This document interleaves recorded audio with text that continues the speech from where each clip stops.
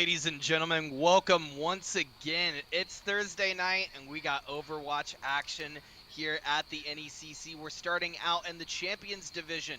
St. Clair Saints Academy versus Fisher College JV. My name's Chase Nuclear Nukem and I'm joined this evening by my wonderful co-commentator, Berkeley Alt-Charge Stevens. Alt-Charge, how you feeling? I'm feeling good tonight, Nuke. We got 2 games on our docket for our sets. We're going to be on the game after this. It's 2 number 1 seeds against 2 number 8 seeds. This is just kind of how the first round of playoffs usually works out. We have an undefeated team in St. Clair facing a team that has not gotten a victory, except for by forfeit, and that's Fisher College JV. This one could be a 3-0, or we could see one of the most miraculous upsets in collegiate esports. So, Nuke, either way, I'm looking forward to this one. I love Fisher. I love St. Clair. These 2 teams have good NECC histories. So I'm really hoping that we can just get forward, get into Ilios, and have Fisher maybe shock us for map number 1. Yeah, absolutely. And you brought up a good point there, Berkeley, alluding to Ilios. Since we are in playoffs, this will be a pick-ban style series, both in all of our series tonight, match 1 and match 2. Going into the lineup first, we got St. Clair Saints Academy. We got Apostle, Grave, Grubby, the Holy Juan, and Injustice. What are we seeing on the side of Fisher College JV? Yeah, on the side of Fisher College, we've got Zekrom. That's going to be the tanking force for this squad. Then Mias and Tay are going to be the damage dealers. Matrix and Silent will be trying to keep the entire team alive on support. Yeah, and Matrix, that is his main role. He previously was a student at St. Ambrose, where I'm currently the director of esports, and just an overall fantastic individual. So if the mental and if the shot calling is going to come from any team, any member to get this team their first dub, I think it's going to be now. And like you said, it would be a pretty crazy feat to beat the first team in the first round of playoffs. I think Fisher might have what it takes, but it will be a steep hill to climb because St. Clair has a very reputable program, and their JV team has shown that they have what it takes to win the whole thing this season. Yeah, Fisher is definitely incredibly well coached, so they could be well coached enough for an upset. They've had some time to prepare for this matchup, but I gotta go with the on-paper Titan here. I gotta go with St. Clair Saints. I think they 3-0 this game, but if they don't, if I eat my words and it's even a 3-1, Fisher has shocked me, so things can only really look up for Fisher from where I'm sitting. Nuke, this is actually a little different for playoffs. Normally we have fixed map pools. Do you want to tell everyone how the map pool works for playoffs? Yeah, absolutely. So the way that map pools will work for playoffs is we're going to go through the map picks and bans for each individual section, if you will. So we'll pick ban control maps, we'll pick brand hybrid maps, we'll move through it all, and then we'll go back to control at the end. So the rest is TBD, as it says up on the screen, but we know for sure we are going into Ilios first map. Absolutely. Fisher banned Midtown at the beginning, and then they banned Watchpoint Gibraltar, it looked like. That's what I'm seeing on my notes, which is weird because that is a control map, but that's what we got.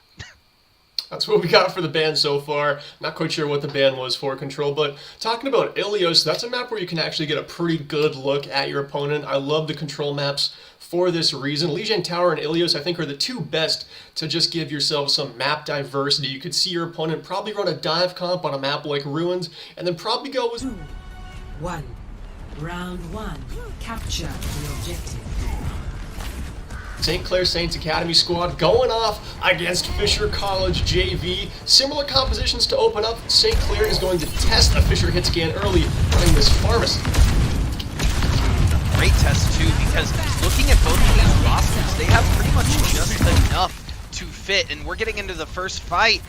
Holy Juan taking out a pick on Mias to start off this map. That could spell trouble for Fisher JV. As you said, Berkeley, I don't know if they really expected to see the pharmacy out the gate.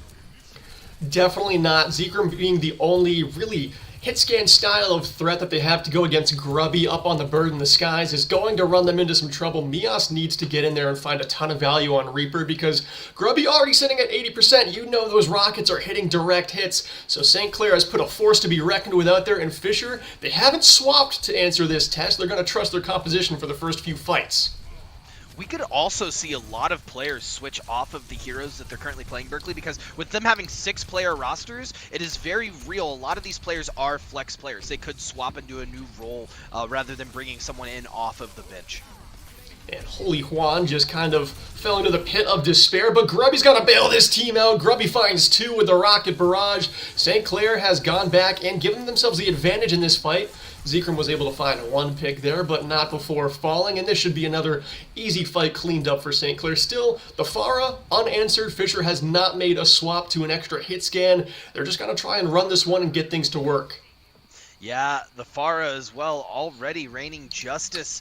15% to the next ult charge. Apostle looking pretty good as well. Does have Primal Rage online. Looking at the side of Fisher, they've had to make a couple of swaps. They don't have anything up very soon, and they're bleeding players. But they get a couple of picks going into this fight. This could be huge. And Justice is able to get that Resurrect back onto the tank, and Apostle to hold down the front lines. Juan goes down to Mias, who's finally found some value on a flank here. Fisher scrapping together a fight, but stuck in close corridors, and with rockets direct hitting them in the face, and Grubby nearly has another barrage online. St. Clair, with just 15 seconds left to hold point number 1, could jump out to an advantage here on Ilios. The Primal Rage coming out. Apostle says these hands are rated E for everyone, and Grubby lets the rockets fly in the sky, only enough to take down Matrix, but Matrix did have a sound barrier that Fisher will not get to use to bail themselves out of this fight.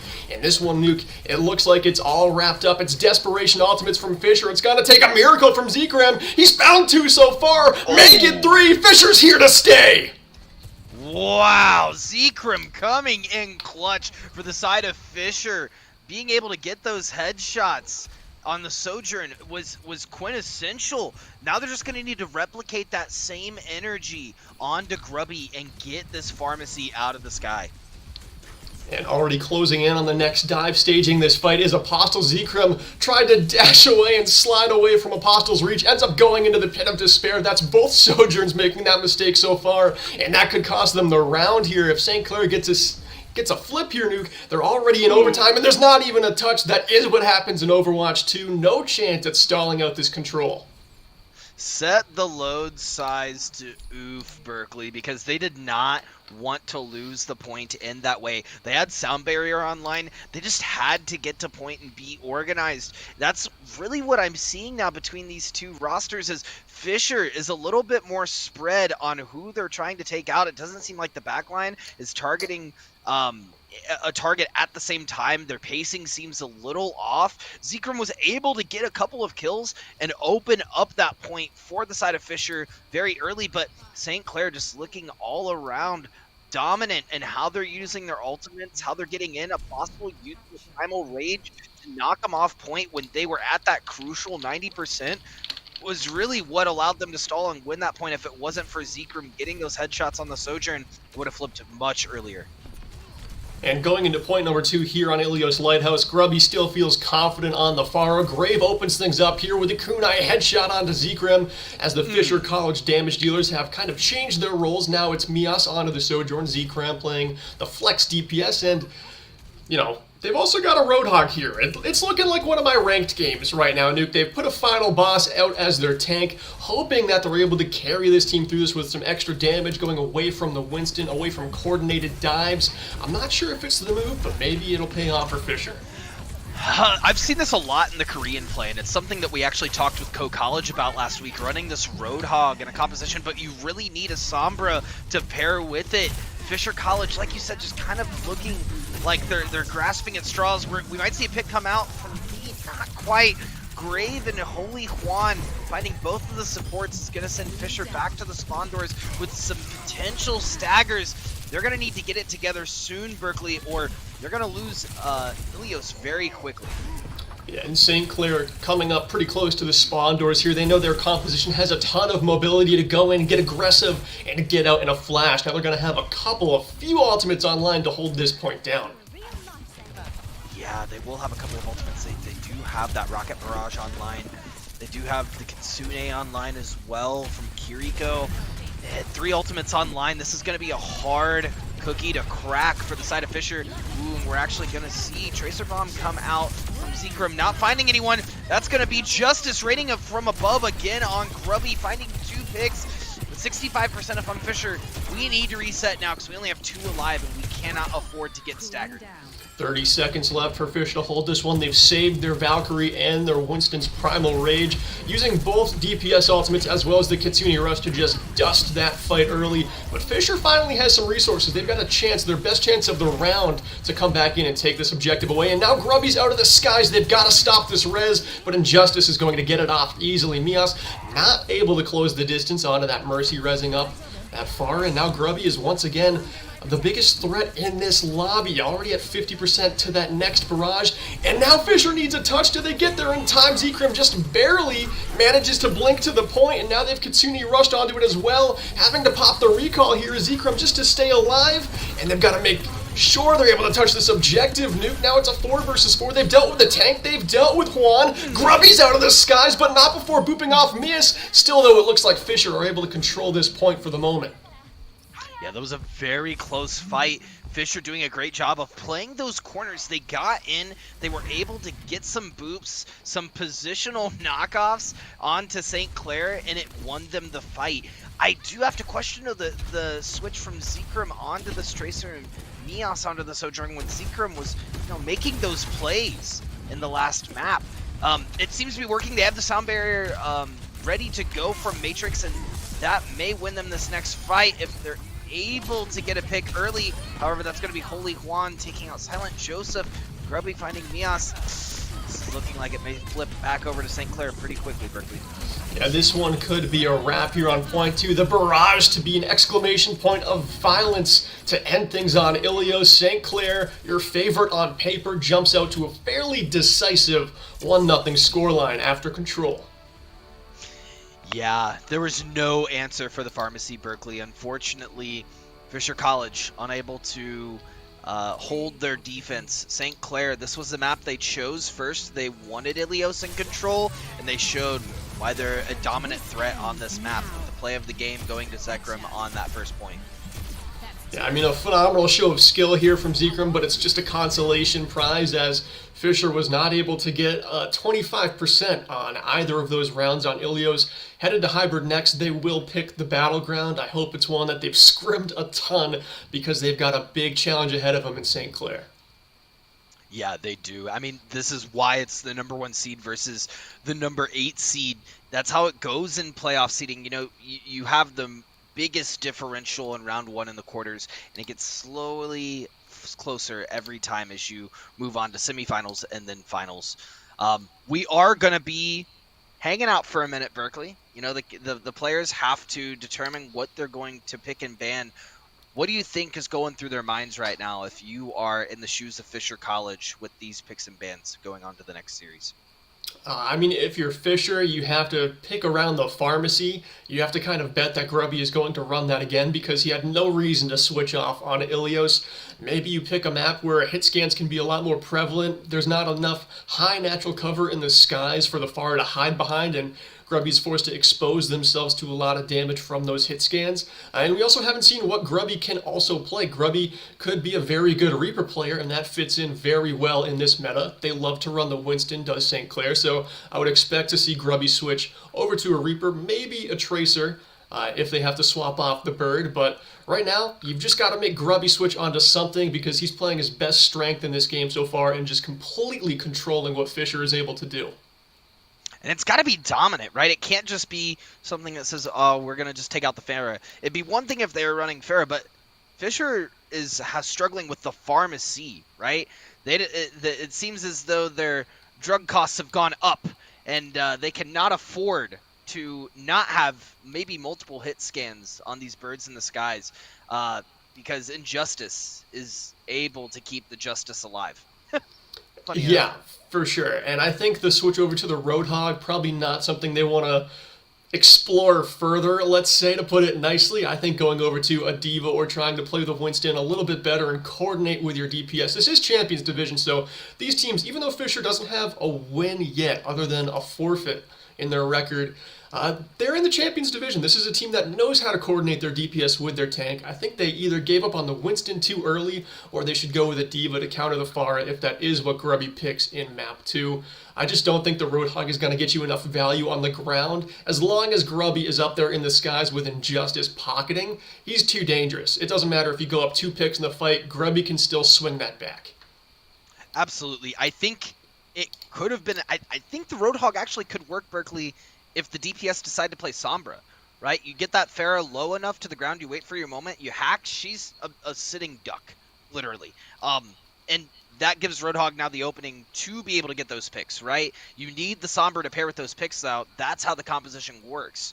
But it seems like you said earlier, it seems like they're almost going for a ranked strat where everyone is just playing their best characters and they're running it. They have to have the synergy going into this next map if they want to take a map on this series. Looking at our notes, hearing in from HQ right now, St. Clair is going to ban Eichenwald and Fisher will pick King's Row. Yeah, King's Row, one of those maps where a lot of people think it's just a ground and pound style of map where you just go forward with a speed boost and you brawl it out. That's not really the case. Pharah is actually incredibly effective. Think of the height of the buildings on King's Row. That's natural cover for Grubby to hide behind very easily on attack and defense through points 1 and 2. It doesn't really become a map where Grubby can't play Pharah until point 3. So I'm wondering if Grubby is going to start on Pharah or if they go with something else. But Nuke, to your point about adding the Sombra, Grubby doesn't have to be within hack range, not even close. There's not going to be a whole lot of damage fall off with a Mercy pocketed Pharah. Still going to be dealing 150 damage per direct hit. So I don't know if Sombra's the threat, and sticking with a Roadhog, I think multiple hit scans, adding a D.Va, make your tank a threat to the Pharah as well, because Grubby right now is a threat to all 5 members of Fisher.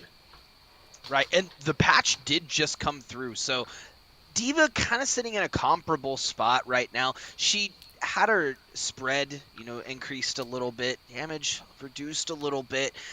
Maybe that's not the answer, but I do agree with you. I 100% think that they need to make more swaps and try more things and play adaptively rather than just going with their technical strategies and running in. King's Row might be the chance to do it. Another map where Widowmaker is very popular, and maybe Fisher's able to throw out a Widowmaker into the mix and make this Pharah have a really bad time.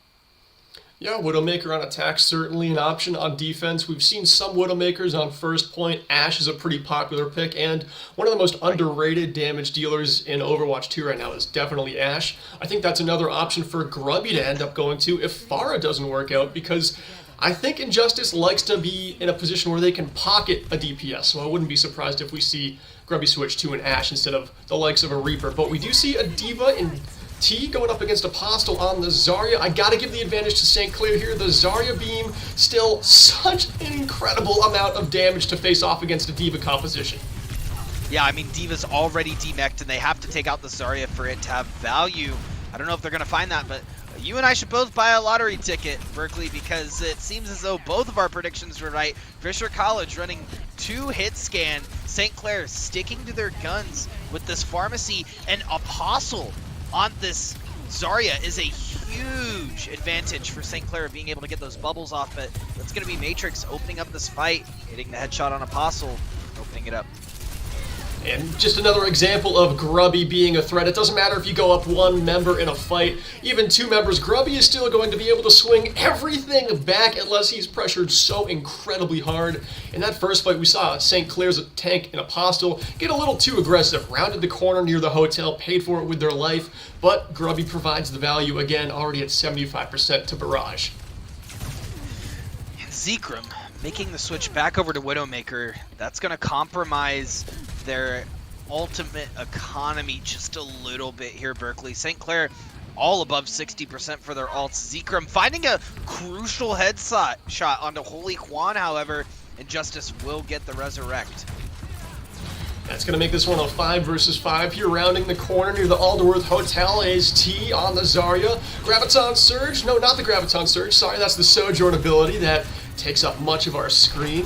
Graviton Surge, though, is online. It is about to come out. That's the only tool St. Clair has to use. They have just charged up the Ant Matrix and a couple ultimates nearby, but they're in complete control of the economy in this game. Chase, as Mios rounds the corner, hits the railgun headshot, gives Grubby a nice little railgun mohawk. Not done there, sits down Grave as well, but the rest of St. Clair responds beautifully, silencing Fisher's attack.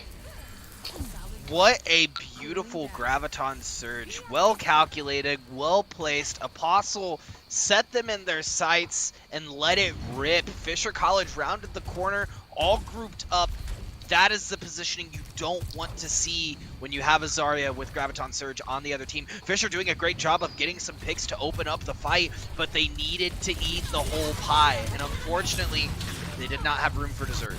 Oh, Grubby can't run away from T's beam there. Beam down, but the res comes through again. The Graviton Surge locks up the bird, and the healer Injustice is able to get felled there. It looks like Fish is going to be able to take this objective with some ease, but you know, it took a heavy alt economy advantage for them to do so. St. Clair used everything in that previous fight. They really only hung on to one ultimate.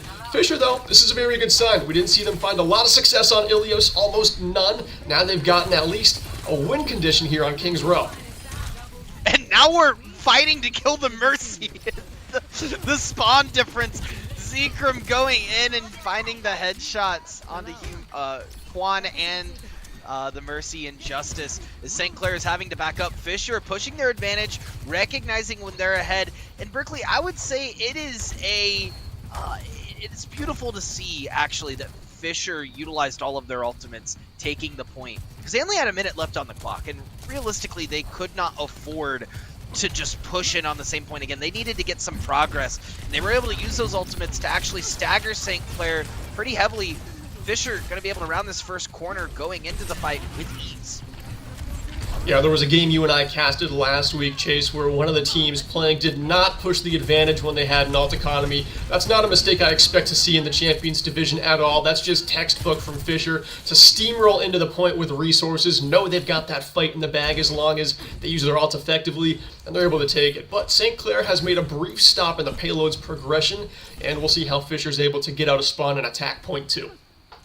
Yeah, Ult Charge, you brought up a good point earlier as well. This pharmacy using the cover of these buildings well, and Fisher actually does not want to pump the brakes here. This is not a part of town they want to stop in by any means, because this pharmacy is going to use the corners of using this ground cover to their advantage.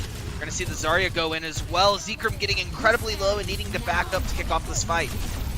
Yeah, I'm absolutely expecting Grubby to be most effective on this point. Graviton Surge comes out, Grubby's able to find one kill. Zekrom gets a collat headshot. 2 kills, 1 shot out of the railgun. Line it up like a COD montage. Zekrom just made a one-shot play to keep this payload moving, but Grubby still a threat, roaming around the rooftops. And is Fisher going to be able to take him out of the skies before Grubby does a ton of damage? The barrage nearly online again. Yeah, I certainly hope Mom got the camera for that one, Ult Charge, because that was a beautiful collat. Lined it up, able to take both of the heads at once. As you said, Fisher doing a great job of just progressing this payload. Holy Juan will have some ultimates online. We are going to hear the Graviton Surge. Barrage from above from Grubby. Grubby's going to fall though to Tay. As Fisher College is now rounding out to the second point. 4 meters left. St. Clair needs to contest now. They will contest in time. We're going to see a tracer bomb from Mias on Holy Juan. They're pushing on point, and with no time to spare, only 44 seconds left on the clock. They need to find this point now. Fisher College in a comparable position, needing to take out all of the members of St. Clair who are on their last leg on this point. I'm absolutely shocked we didn't see the Kitsune Rush come out. That could be a crucial error in this Fisher attack, because now St. Clair is totally back. The reinforcements have arrived. The high ground is under control by Grave with a Mercy Pocket if he ever needs it. Grubby swapped over to the Tracer now for some extra contest, and the damage dealers start to come alive. Fisher's attack completely dealt with. They hung onto that Kitsune Rush far too long. That was without a doubt the proving mistake in that Fisher point to attack, and they will not have time to get back to this objective.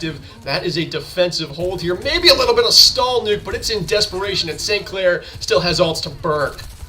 Classic Matrix with the stall on the Lucio, trying to get there with enough time. Unfortunately, The rest of Fisher will not make it in time, and the point will halt there. I love to see the dismantling of the offense by having the Baptiste and Mercy on that catwalk ult charge.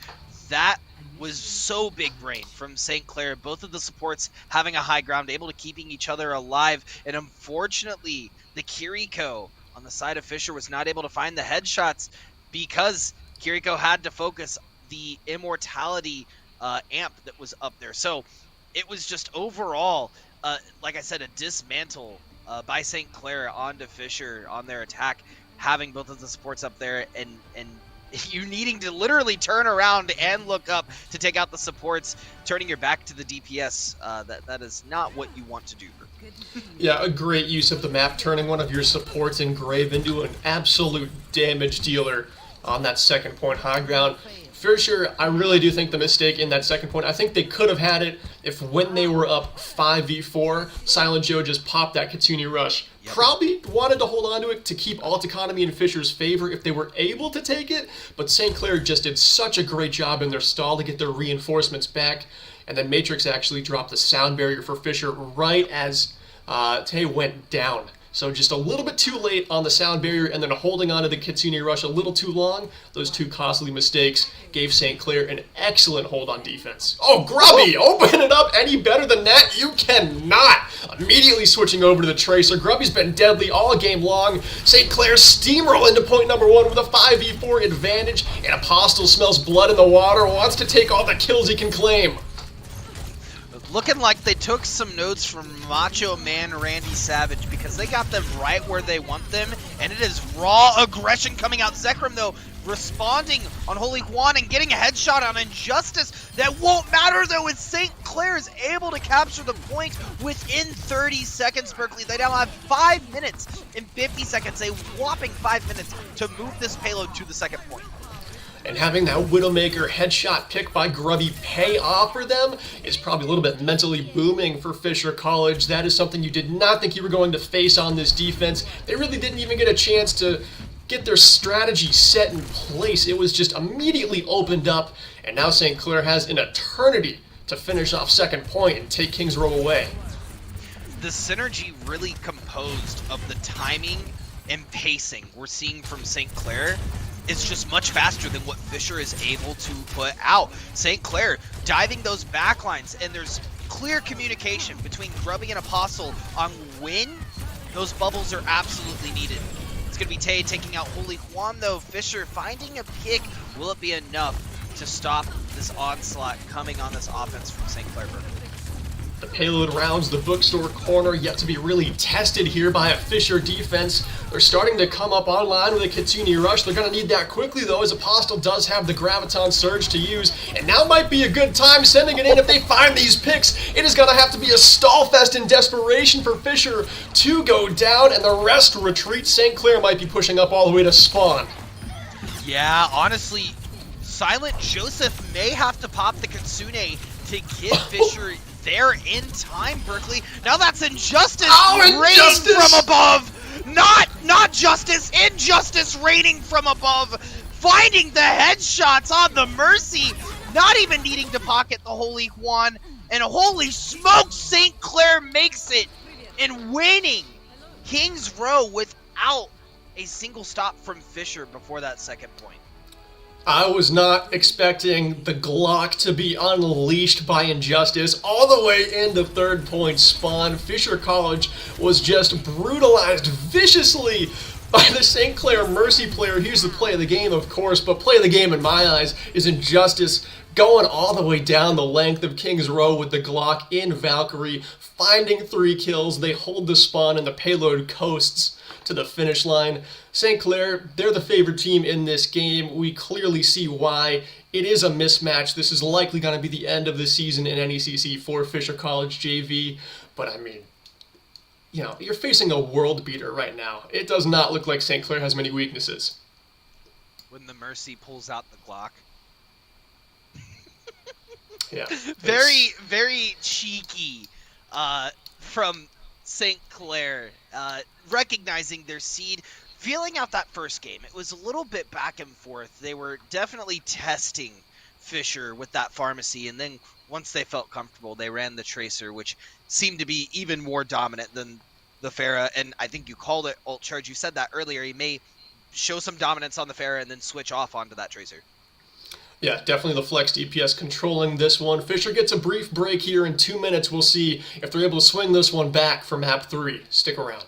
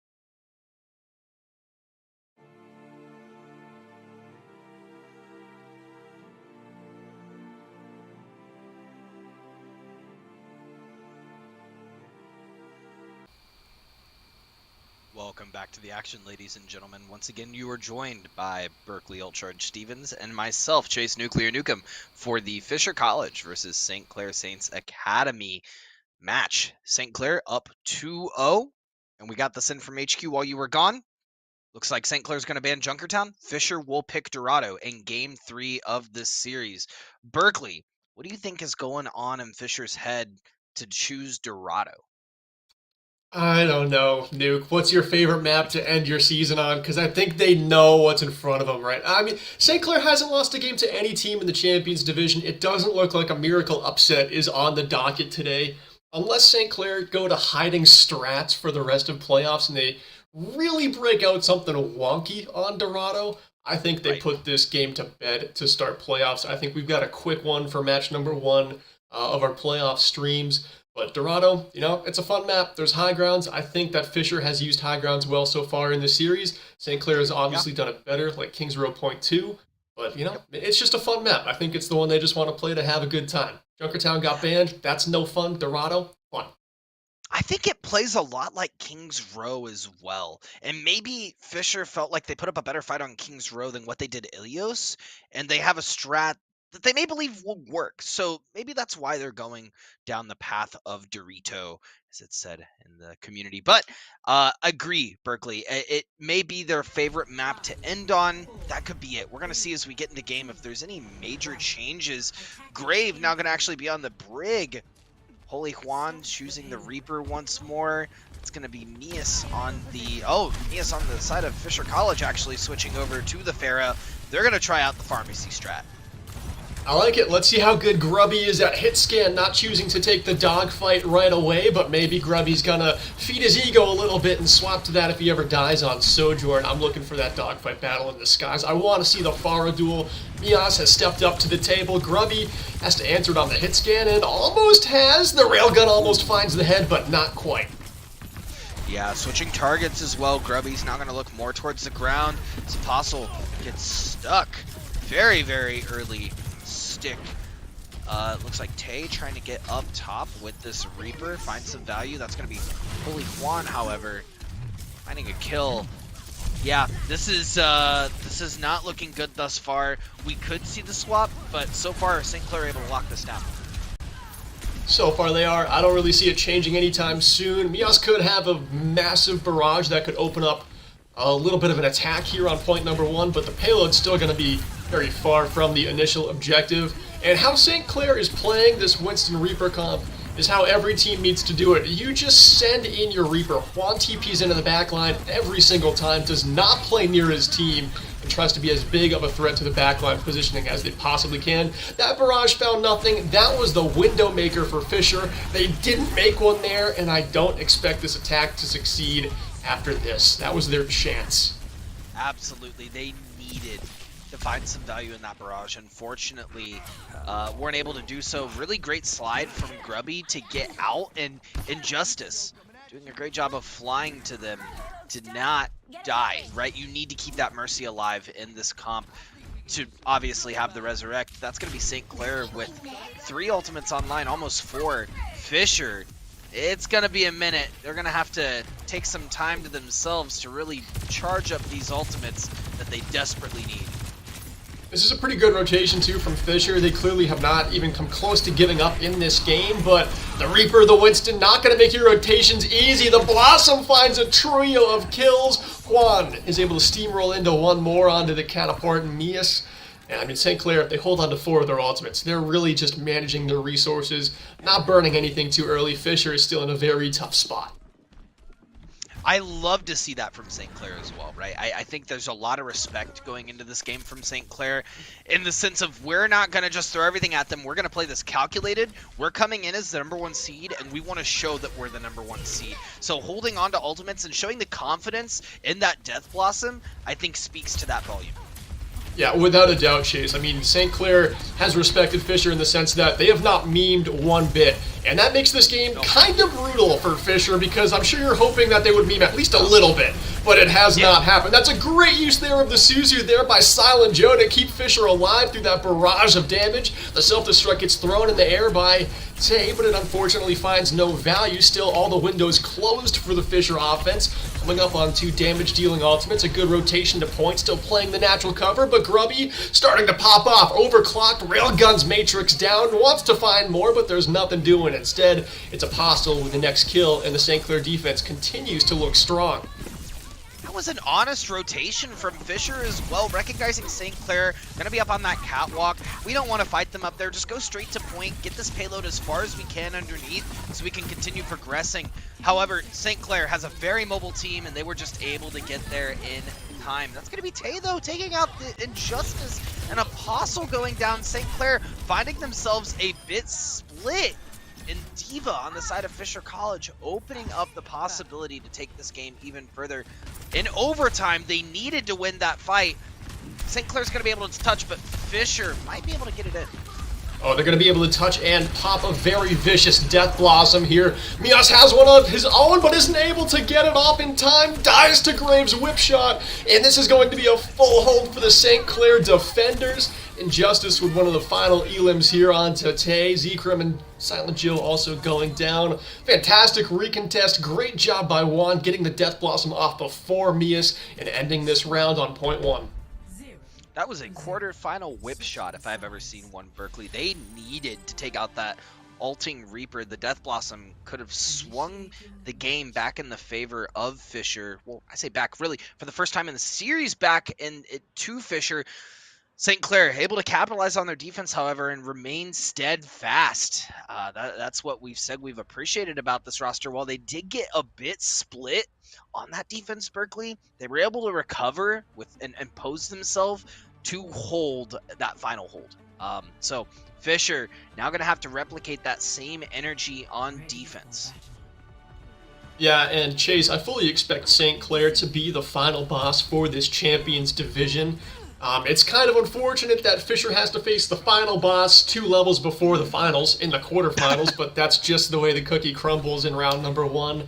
St. Clair, they're switching their comp up. They're in the locker room. These heroes are not set in stone, but if they roll out with this could be the first little bit of memeing that we've seen, but honestly, they could speed boost out of a TP and make this wonky comp look incredibly deadly. This is a very high-skilled team.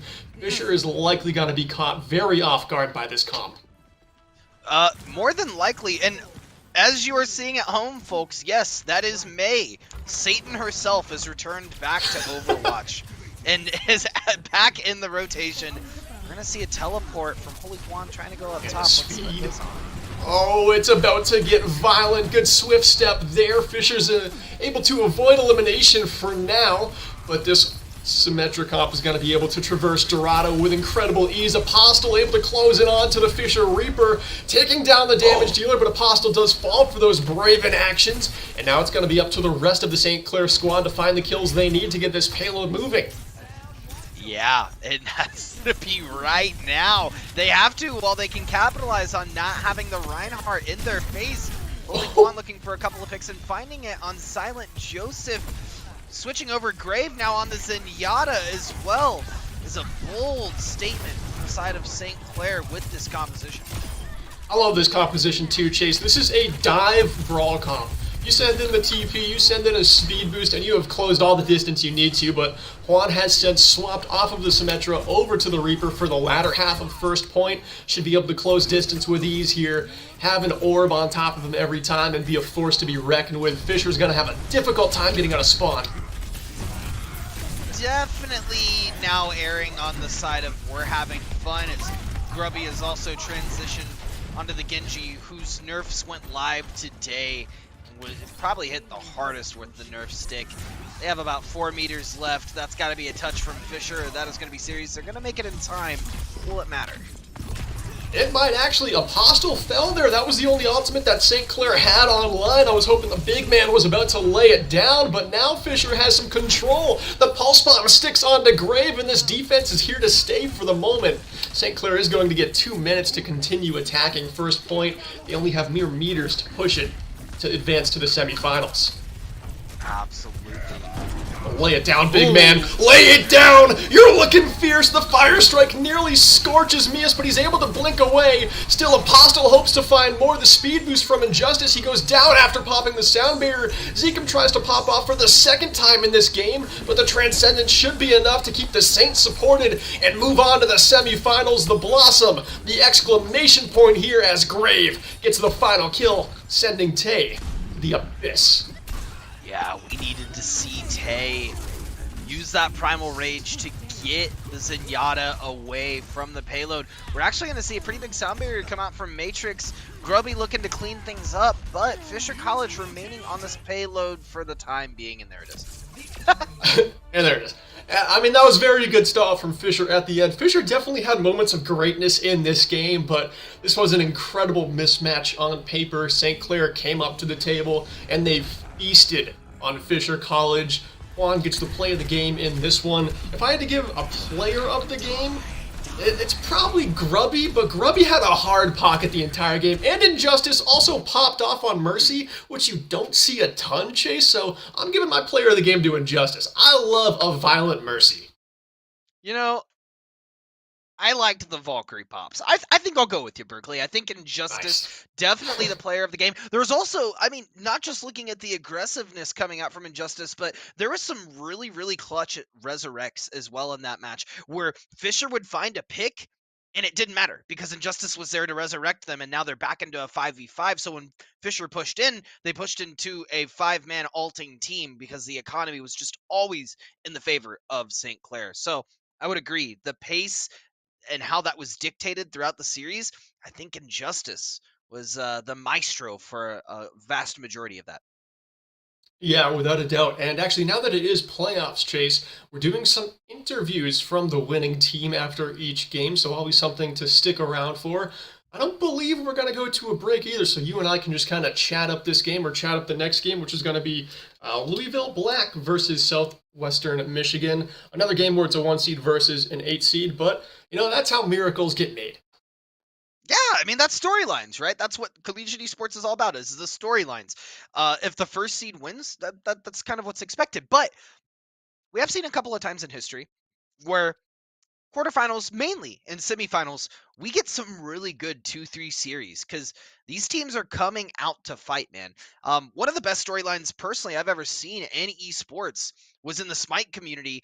There was a team that was the number 8 seed going into Worlds last year and actually reverse swept every single game up to grand finals and ended up winning Worlds as the very last seed. So it's possible. It's happened.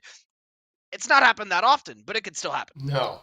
No, the highest seed to make an NECC championship game was a 6 seed. So we haven't seen the 8 seeds get all the way to the finals, but we have seen them upset the 1 seeds in round 1. Either way, we are actually going to be taking a short break before we head over to our interview, so stick around. And in a couple minutes, we'll have one of the members of the Saints join us.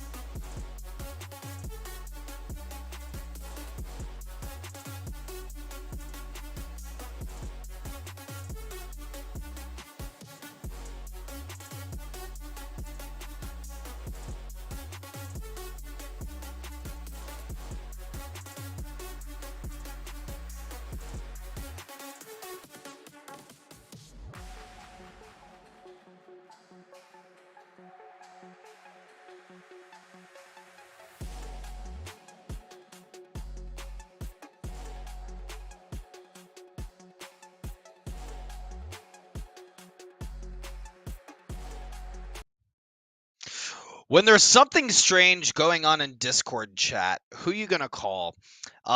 Because we couldn't find the Ghostbusters, and it seems as though St. Clair has ghosted themselves out of the lobby, and therefore we will have no post-match interview for the series we just casted.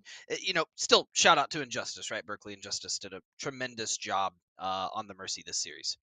Yeah, without a doubt. I mean, all of St. Clair did an incredible job, but I wasn't expecting such big mercy plays from Injustice, that's for sure. I was expecting after map one for Grubby to be stealing the show all game long, but Injustice had their moments, and they were a lot of fun to watch. Definitely the player of the game in this one. Enabled Grubby to a level that Fisher College could not deal with the entire series. And they've solidified themselves in the semifinals. So exciting time to be a St. Clair Saint moving forward into playoffs with ease after this 3-0. Unfortunate that we couldn't get an interview, but Chase, final thoughts on this one before we send it to a break? I'm eager to see our next match in 45 minutes. And if you love what we're doing, you see Alt Charge's app below, you see my app below. We post when we're going live. We're having a good time. And for the next 45 minutes, we're going to be hanging out. And then here in in 45 minutes, we have our next match on the docket. Very excited to see University of Louisville Black go up against Southwestern Michigan College. Yep, short break, and we'll see you there.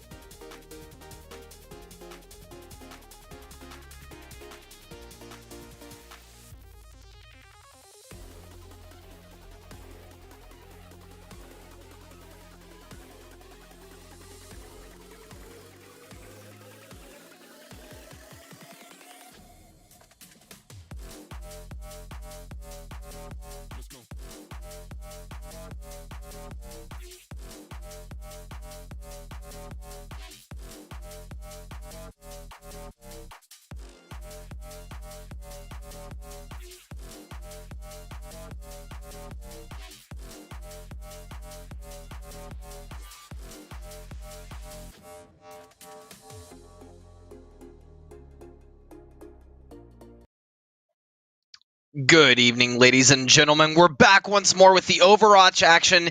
NECC 2 on the side stream. We got Southwestern Michigan College versus University of Louisville Black. My name is Chase Nuclear Nukem. I'm joined by Berkeley Alt-Charge Stevens, my wonderful, beautiful, handsome co-commentator. Berkeley, how are you? That's too flattering. First off, I'm overly flattered to start this second game, but I am good. That first game, it was a 3-0 that we commentated. St. Clair 3-0'd Fisher College JV Champions Division game. This is a pretty significant step down in competition. We're in the emergence now. It's once again a number 1 seed versus a number 8 seed. Southwestern Michigan's the 8 seed. Louisville is the 1 seed. So it could be very similar to our first game. I kind of like how we are going to have a very similar tempo if that is the case, back-to-back games. But first week of playoffs, Nuke, is it going as expected so far? Pretty much across the board.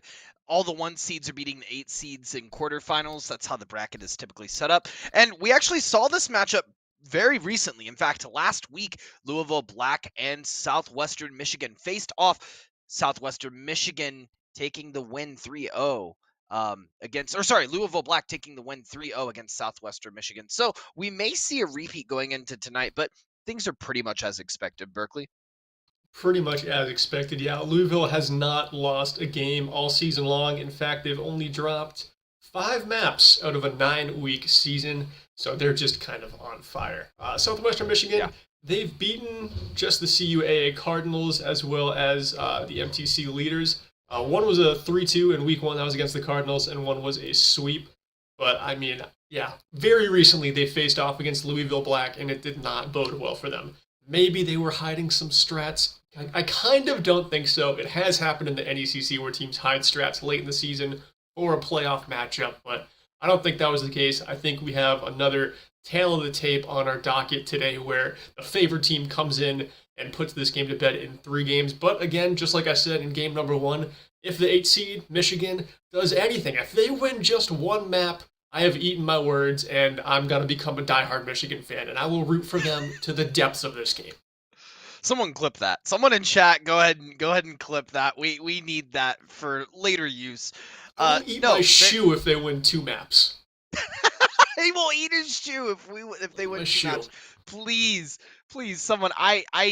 I'm actually trying to be here now. I want to see Berkeley eat his shoe. That would be very funny. But you bring up a good point, Berkeley. We do see that quite often in the NECC, the storylines of them holding information until finals. We saw it from Huntington just last year. They did that going into finals or going into the playoffs matches. But as you can see in front of us, Berkeley, different sort of map style for this week. We will have a pick and ban style map rotation rather than just the map rotation is given. So after much deliberation, we have decided on Nepal for the first map, being our first control map after SMC banned Busan.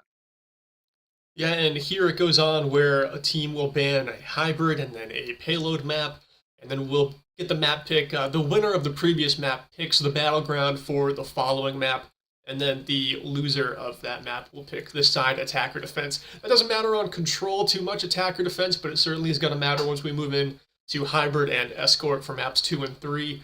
Push is another pretty neutral game mode, so not really much advantage given there. But yeah, Nuke, it's a little bit different. Not the static map pool we're used to for the previous 9 weeks, but we are ready to get underway. Quarterfinals again begins right now here on Nepal between Louisville Black and Southwestern Michigan. Yeah, we'll see how we go into the action. Pack 5-3, we didn't get into the lineups, but you can see them in the corners, who is playing what role. We got Louisville Black on the blue side, Southwestern Michigan on the red side. And that is a lot of Sojourn charge just to kick things off. Yeah, and right now I'm already loving how Michigan is setting up for this fight. Unfortunately, though, they lose Killikid to that great boot from Sea Crushers, already dropping your most valuable DPS, but still, Louisville is ready to batter and bruise this Michigan squad that is stuck in close corridors against a Reinhardt and Sock that wants to swing for the fences. And Sock is ready to let loose here, has the resources he needs now after being healed up. And this is where it just comes in. Guns a-blazing. Killikid is back in the fray. And Louisville Black takes the first fight clean. Yeah, a very different composition coming out from Louisville Black as well. Definitely playing around this Reinhardt. Divine Flaws playing the Moira, which is a character you've probably seen a lot in your ranked games, but it's pretty much been Kiriko dominating the support lineup. Very surprised to see Louisville Black not have a Kiriko to kick things off. Yeah, well, right away I'm kind of looking at this division as Emergence, and, you know, she's a little more forgiving. Kiriko has quite the highest skill floor. As Sock lays down the first ultimate of the game, it's a Shatter that finds 3 stuns, confirming 2 of those into kills, and still holding the objective with 35%, and uptaking are the Cardinals. Oh my gosh, and the Cardinals are doing such a tremendous job of holding at this point. And fun fact, the Cardinals, it was that's a name that we were wanting to name our program when I was in alma mater, but we couldn't because they had already taken it. So no animosity towards the Cardinals, as we're seeing the Sock run in and do what Socks do best, cleaning up. Icarus with the pick on Crushers. Bit out there for that one. I'm sorry. Oh man, look at Pac-5 go, unleashing the primal rage that's responded to beautifully by Kellikid. I think this one is going to be a full hold here on point number 1 for Louisville Black. Southwestern Michigan, the Roadrunners, they've yet to set their feet on any of these attacks. Yeah, they've kept them at bay pretty much the entire match thus far. They do make the transition, Pac-5 onto the Reinhardt. They might be able to get it with the Kitsune Rush. See if they can. Oh, that's going to be a Shatter to kick things off from the side of Sock. And we're going to see the Overclock engaged by Vibe Z. See if it's going to be enough. It will, and that will be a team kill. Louisville Black taking this first point, not needing to pop the sound barrier, doing so with 100% on the scoreboard. Yeah, Louisville Black comes into this game as the 1 seed against Southwestern Michigan, the lowest seed in their division, the 8 seed. And Louisville Black made very sure that everyone was aware how heavy of a favorite they are. They are undefeated. They do not want that streak to stop early in the playoffs. They have their sights not just set on the semifinals, but they definitely have their sights set on the Emergence final. Right now, they don't even want to make Southwestern Michigan look like a speed bump in the road, let alone an actual obstacle. Yeah, you bring up a good point. They are undefeated in sets. They have dropped a couple of maps thus far this season, but in the past 2 weeks, they've remained dominant with 3-0s against Southwestern Michigan and MTC. Southwestern Michigan, though, they do have 2 wins on their belt, if you will. This could be a chance for them to prove that they have what it takes going into playoffs, but it is a tall mountain to climb, taking down the number 1 seed. Nines raking up the Sojourn percentage, trying to get a crucial HUD shot to kick things off. About 85% is the railgun charge you need to one-shot a squishy target, but Nines goes down. Icarus amps the speed, and the brawl comp of Louisville Black closes in on Nines, and they've got themselves a 4 versus 5 disadvantage now. Nines just respawn, trying to get back as quick as they can, but Pac-5 goes down to the Hellfire shotguns from Killikid, and once again, a speedy brawl comp of Louisville Black batters Southwestern Michigan. Yeah, Southwestern Michigan unable to find their in. Pac-5 making the transition once more onto the Reinhardt, trying to match comp for comp. But as you mentioned, Berkeley, they're having a tough time keeping their players alive. There's great damage coming out from Nines, and I think it was very strategic of Louisville Black to take them out initially, since they'd raked up so much bulk charge. Already switching over to the brawl comp and finding a kill with the charge is Pac-5, taking Divine Flaws out of this one, but it is a 4 versus 4 here. Sock ready to lay down the slam, but Pac-5 closes the distance there with the hammer and swings Sock back to spawn. Michigan held the point briefly, but it's since flipped back into Louisville's control. Pac-5 lays down the slam, it stuns Killikid, he gets scorched by a fire strike, and Michigan threatened to take this objective back quickly. Yeah, we'll see, though, because Vibe Z did have ultimate online. Yes, you're absolutely right. We will see a transition. Southwestern Michigan College gets on the scoreboard. Now at 20%, this is a much more even game than in the first map. And this Reinhardt is proving to be able to outswing Sock. However, needing to use their ultimate, Sock will have Earth Shatter going into this next bout.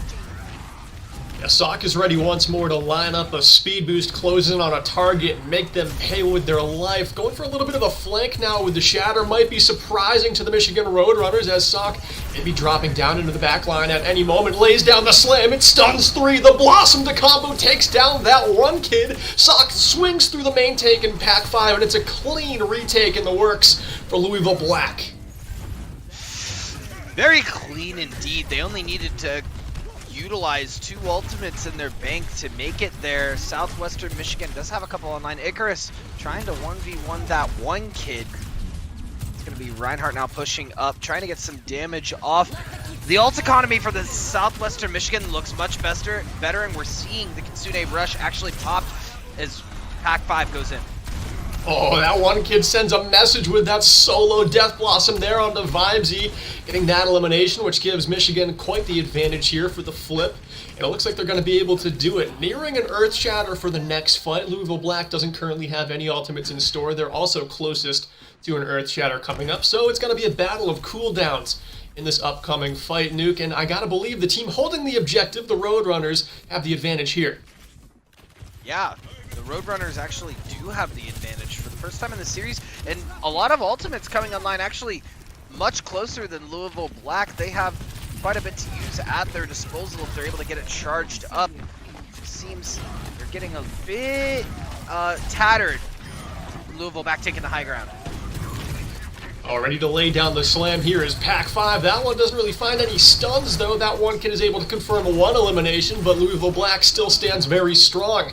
Southwestern Michigan has gotten the objective to around 95%, so if they're able to flip it back, we're going to enter final fight territory, but for now, Louisville Black is tasked with holding the objective for 30 more seconds. Yeah. They have a Death Blossom and an Earth Shatter at their disposal as well. To try to stop any push coming from Southwestern Michigan, it's going to be determinant on how they utilize these ultimates. We are going to see Overclock coming in from Vibesy as well. Sock! Massive wombo combo from Sock. Sock just laid the hammer down right onto Taro and 9 Skulls, sending them packing. They are not going to get back in contestant time. I believe Louisville Black just locked down Nepal with that big shatter. And Sock came to play. The Winston is definitely the meta composition. Reinhardt, not at the top of the meta, but Sock looking awfully violent in this opening map. Well, synergy is everything, right, Berkeley? And as we saw from just this one control map, University of Louisville Black just has better synergy. They're able to utilize around their abilities much more with an effort of ease than what we've seen from Southwestern Michigan. Southwestern Michigan is just kind of throwing things to the wall and seeing what's sticking.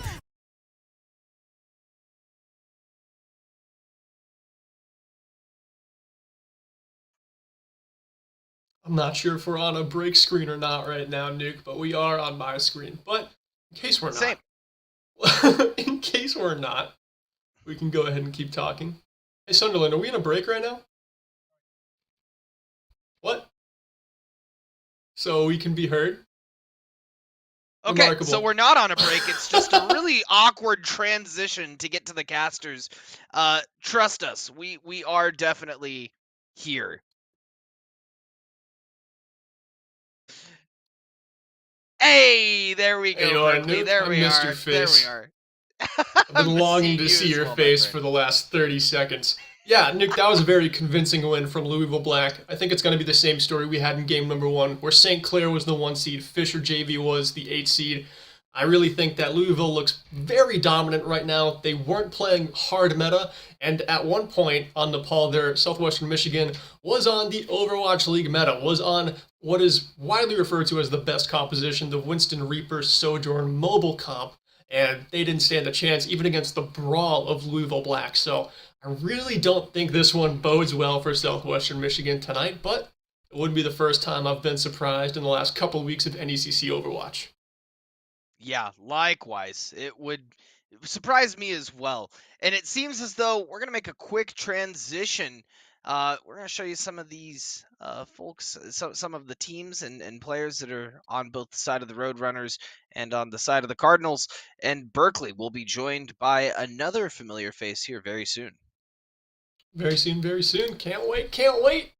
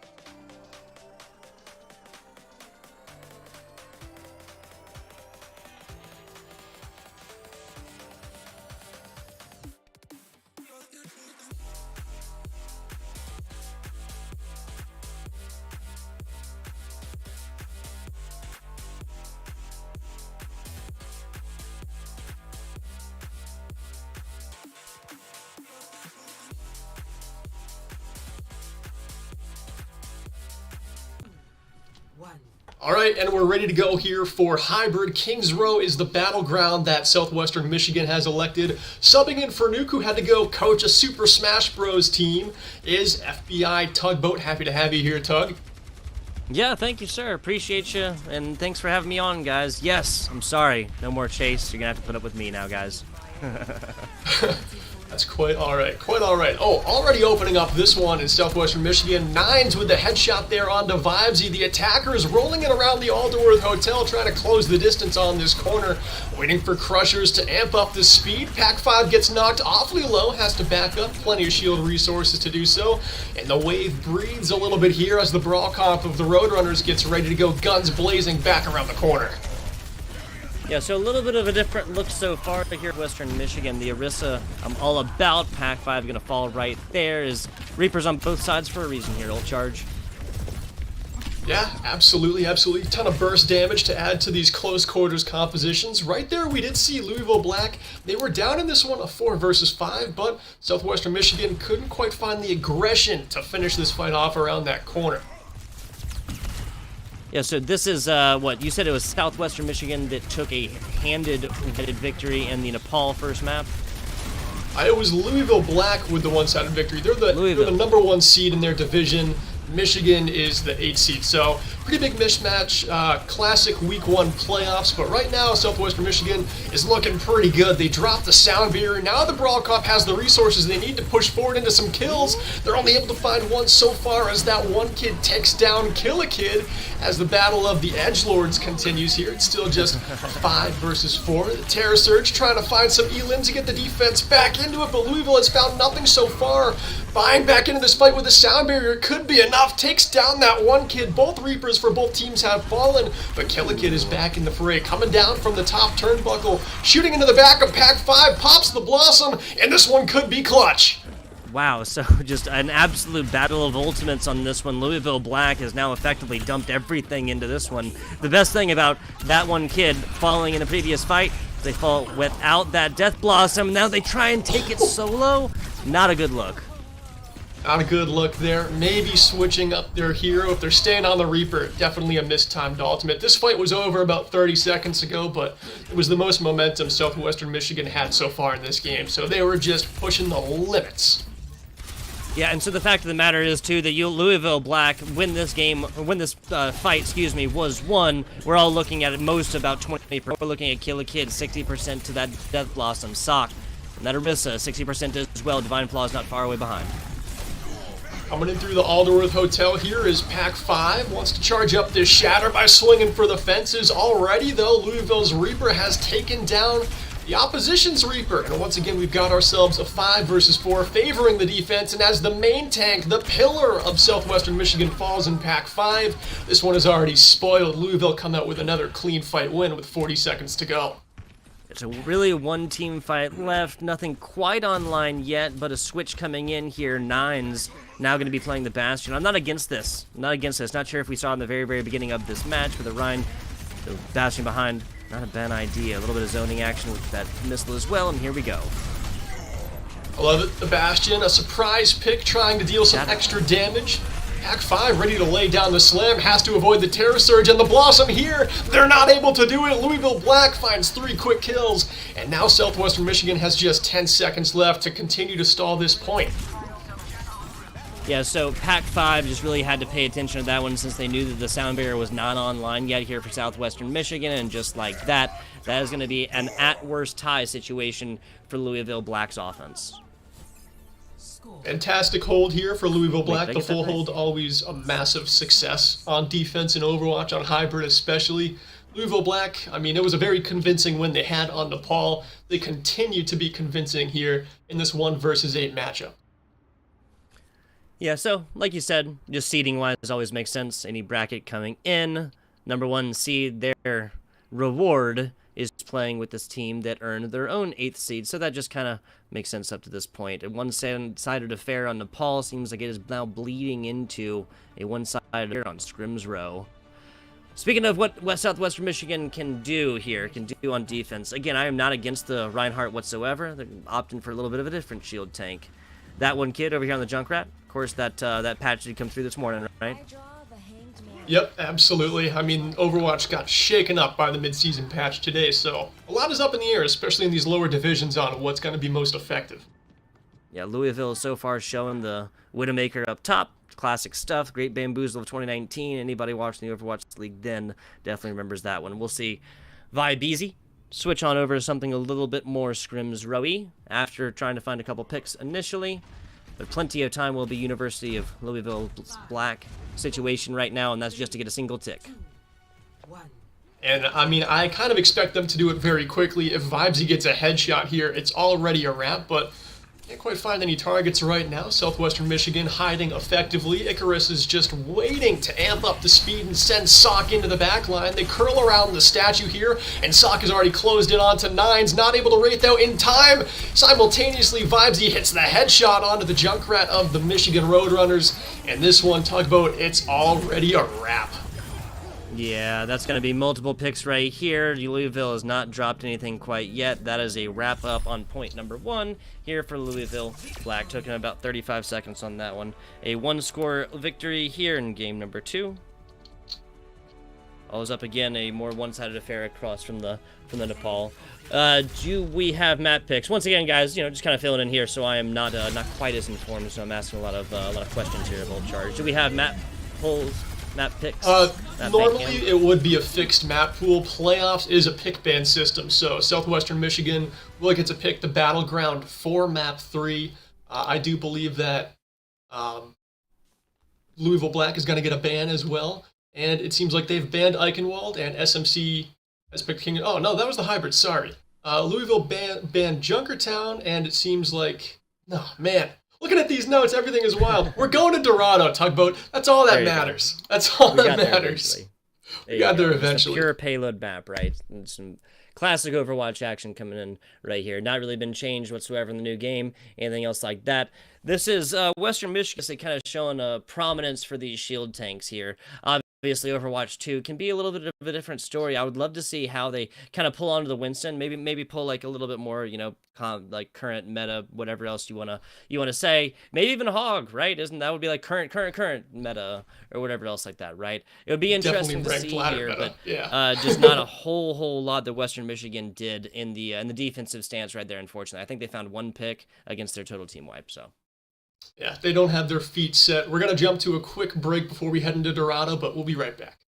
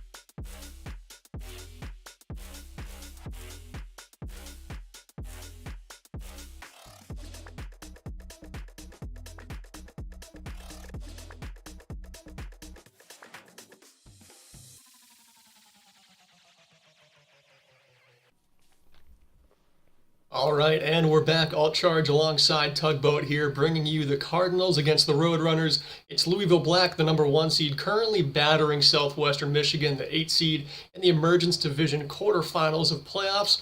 Right now we're on semi-final point. Louisville could be advancing here to the next round with a clean win on Dorado, which was the elected battleground by Southwestern Michigan. Tugboat, I know you just hopped in, but what did you notice from our previous map? Really, Western Michigan just kind of needs a little bit of breathing room here. And the new map might be able to purchase that for them. It's happened before. Definitely happened again here at Old Charge. A little bit of breathing room and maintain space, really, especially if they want to play these shield tanks again. And going on, not a bad idea. And if they're going to stick on to this Reinhardt, really, Packfire just has to play with the team a little bit more and really make best use of batters. On the other side, Louisville Black, they pretty much just have to play their same game here at Old Charge. Yeah, I think Louisville Black has nothing to change. It was similar in game number 1 where the favored team, St. Clair, they were the number 1 team. They just played their strengths all game long. It clicked on map 1, and they didn't let their foot off the gas. It will be Louisville Black defending first, Southwestern Michigan coming out of the attacking spawn on that Overwatch League dive meta, and it's actually a mirror, both teams running this composition. I like it. I like it. Yeah, this is the classic. This is what we saw outside of like what percent of tank play. That was Risa who got to play on that one. I think we saw a little bit of May too. But Monkey, let's go. And Louisville Black here electing to defend first, trying to set up a shallow hold here on the payload map. A easy win condition to attack. It's the same thing we saw in the St. Clair Saints versus Fisher game. It was a Dorado third map, and it was the favored team defending first. They came up with a full hold. If Southwestern Michigan is able to get the first objective here, I would consider that in itself a win. Yeah, add some extra time to that clock. Really, the battle here is going to be between Nines and Vibezi right here. I think Louisville Black knows exactly where to hold that one. That's just a little bit farther away. Vibezi, I'm going to try and take out this the other side. Vibezi over the side of Nines. Nines now taken out by Sox. Sox has been a force all game long on the Reinhardt, already showing the coordination on the Winston. Much harder to coordinate with your team on the Winston too. You kind of have to dive right on top of your Reaper, hit the speed boost simultaneously. But you know, they're doing it very well. This is why they're the number 1 team. They haven't been beaten yet this season. They're able to adapt to a new meta and look very good doing so. Yeah, the Cardinals really flying high as of right now. Southwestern trying to take it to them. Now, I would not be against maybe even like a Mercy competition up top. I mean, there's no hit scans whatsoever. Sock coming up and using those jumps, try and get something going right there may not be really something they can take prominence with. Nines on the Cassidy, though. It's looking good so far. Good so far as the attackers try to come in. Pack 5 does get gunned down by Killikid, and in goes Sock, jumping deep, Primal Raging. These hands once again rated E for everyone. And Killikid pops the Blossom to seal the deal on that fight. 2 minutes remaining for the attacking Southwestern Michigan. The only mistake I'm seeing, I mean, Louisville Black, they did not necessarily need both of those. One or the other would have been fine, even dropping Sock, given that, you know, had the ultimate, would have been able to jump back quickly. There comes the High Noon. Mostly just using for a little bit of spacing right now. Purchasing that yardage they were getting up so easily earlier.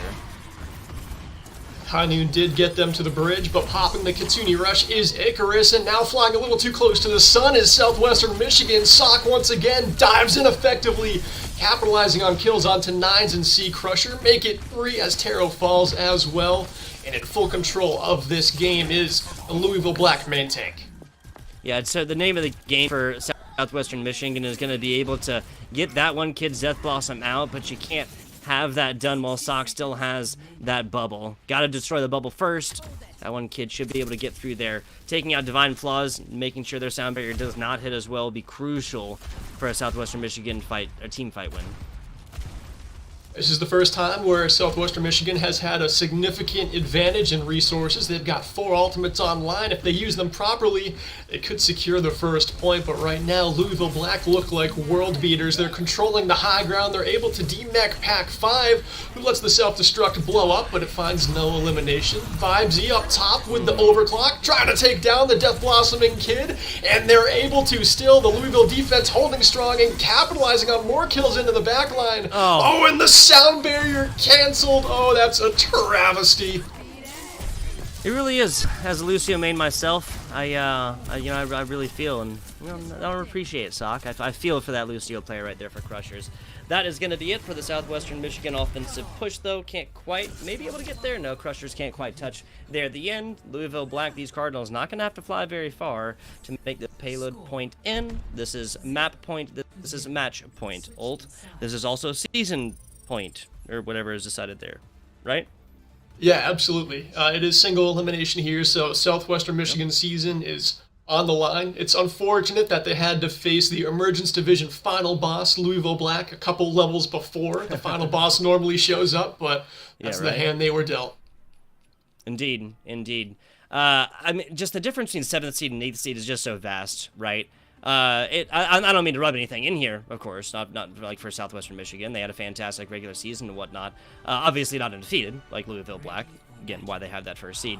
But just a slight change in seeding would have had in play, obviously, a different team, and a categorically different team as well. Louisville Black is just looking very, very just confident on any heroes that they're playing right now.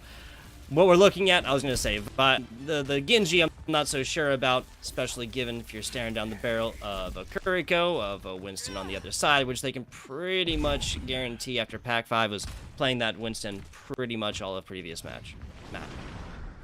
Round. Yeah, Whatever, Southwestern Michigan, they're trying to set up once more on this close to meta composition. They've traded out the Lucio 4 and Ana. Crusher's trying to offer a little bit more healing, but I think Louisville Black is not going to have a difficult time dealing enough damage through it.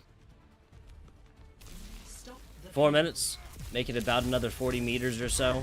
And it's rough looks. Sock just comes up, just gives them a little whoozy what's, like just lets them know that they're there.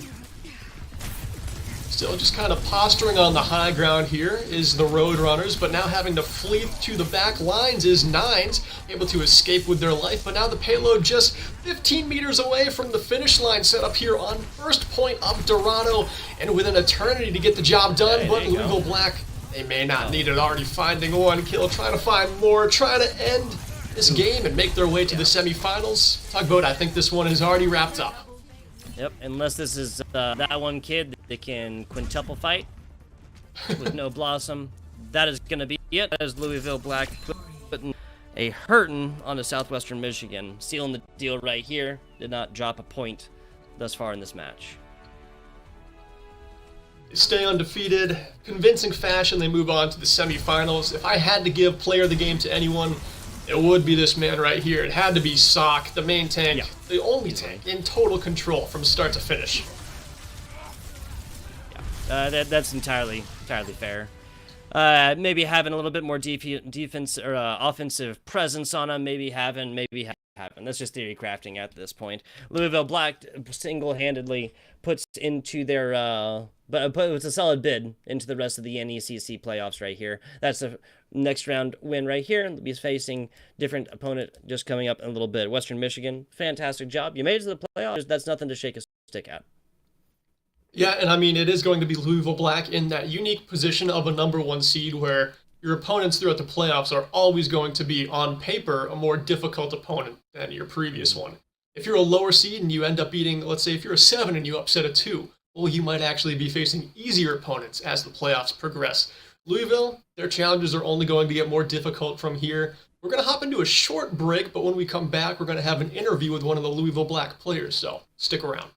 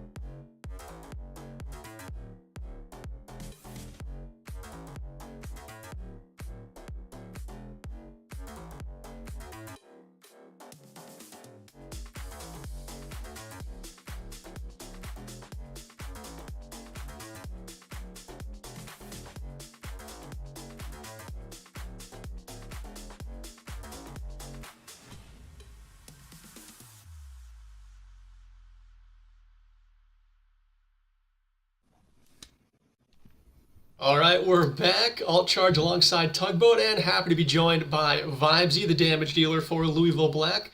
Congrats on the 3-0 win, Vibesy. You played great. Your whole team came together there.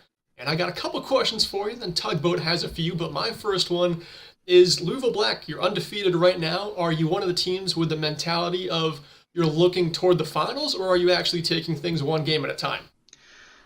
Honestly, we are looking to take it as far as we possibly can, whether it be the finals or any time sooner. Our determination is not going unwavered anytime soon, though. Gotcha, gotcha. And second question for you. You guys ran a couple different compositions. You adapted, played what is considered the new meta, that Winston Reaper comp, but I was just curious who your shot caller is. Is it Icarus? Is it Sock? Because your main tank, Sock, and Icarus really coordinating the speed boost well. You guys definitely know how to traverse difficult maps on that kind of Reinhardt-Lucio composition. So about that, they are technically both our shot callers. We have Sock going in to tell us our initial play, and then Icarus is the one that follows up after that, because in the midst of the entire fight, Icarus is the one with the eye in the sky. Yeah, he's definitely got tempo control. That makes sense. Well, you can definitely tell that the team is just a well-oiled machine. It's good to hear that you guys have two shot callers because, I mean, your pace of play looks beautiful. Definitely a top contender for your division in playoffs. But talk about, do you have any questions for our friend Vibesy here? Yeah, absolutely. Coming off a win, I'd have to have questions here for Z. Z, obviously, you played fantastic DPS last. I came in halfway through the King's Row map. Old here saying you were doing fantastically before then. If you had to give it to players on your team, that one of the 5 players on your team that is not you, who do you think played best on your squad in this matchup? Honestly, I'd have to give the Sock. He is honestly our go-to player for a lot of our plays. He's the one who actually gives us the opportunity to execute anything. Like me and Killakid cannot do what we can do without his initiation. Mm-hmm. Gotcha. So what? Main tank, IGL, or one of the 2 IGLs, and playmaker here for Sock. That's Yes. A hearty endorsement there, Z. Hearty endorsement. Next, I think Old kind of touched on a little bit, but is there any particular team, any particular college, university still within the NECC playoffs that you and your squad are particularly looking forward to? Honestly, there are actually two teams that we are looking out for. It's Hood and Trent in our division. Okay. Those two are the ones Okay. that we definitely had trouble in the past. Mhm. And honestly, we are excited to play them again. There you go. I like it. The absolute confidence here, Z. Thank you for your time. Old Charge. I got nothing else to say. Watch out for Hood. I used to coach them. They've got some veterans who have been on that team for years, so they're also a well-oiled machine. Bias. Not biased, not biased, but maybe a little bit. If you play them, I'm definitely looking forward to this matchup because you guys play so well. But yeah, Z, thanks for joining us, and have a good rest of your night, and we'll see you in the semifinal. Yeah, see ya. All right, and then there were two lone casters here to round off that 3-0 game. Talk about not too much to analyze after that. It was just Louisville Black being the number 1 seed. Very dominant showing. Yes. I think their next opponent is going to be coming in with some shaky legs, a little bit scared that they have to face the Titans of the Emergent Division. Do you have any final thoughts before we wrap this one up? Just as far as final thoughts, Louisville Black will certainly be tested more so within the NECC playoffs here. The versatility, I think they showed as well. You know, you never want to have like a team that is just all about like one composition, or have a team that does particularly well within one composition, because as we see, compositions change and metas change like a whole lot throughout seasons, throughout weeks, throughout days, even sometimes in the great game of Overwatch. That's going to be about it for me, though. I do want to give a shout out. That is Sunderland, that is Michael, that is Joe, that is all the people behind the scenes over here for the NECC production and otherwise that are making our jobs as casters just so much easier. I really appreciate it. Sorry that I couldn't get you with you guys for a game and a half. Or really sorry that I couldn't get Chase Newcomb for the last game and a half or so right there. I'm just happy, just happy to be here. Well, you did great, dude. You did absolutely great getting thrown into the fire, so thank you for joining us at the very last minute. Next game coming up, Louisville Red. Same college, different team moving up to the Challengers Division. They're going to be taking on Southern Alabama. It's looking like a very good game. The first two games of the night were 1 seeds versus 8 seeds. This is two teams with 6-3 records. That one's going to be casted by Bullskunk and Man of Class. That's all for Tugboat and myself. Stick around. The next match is going to be very great.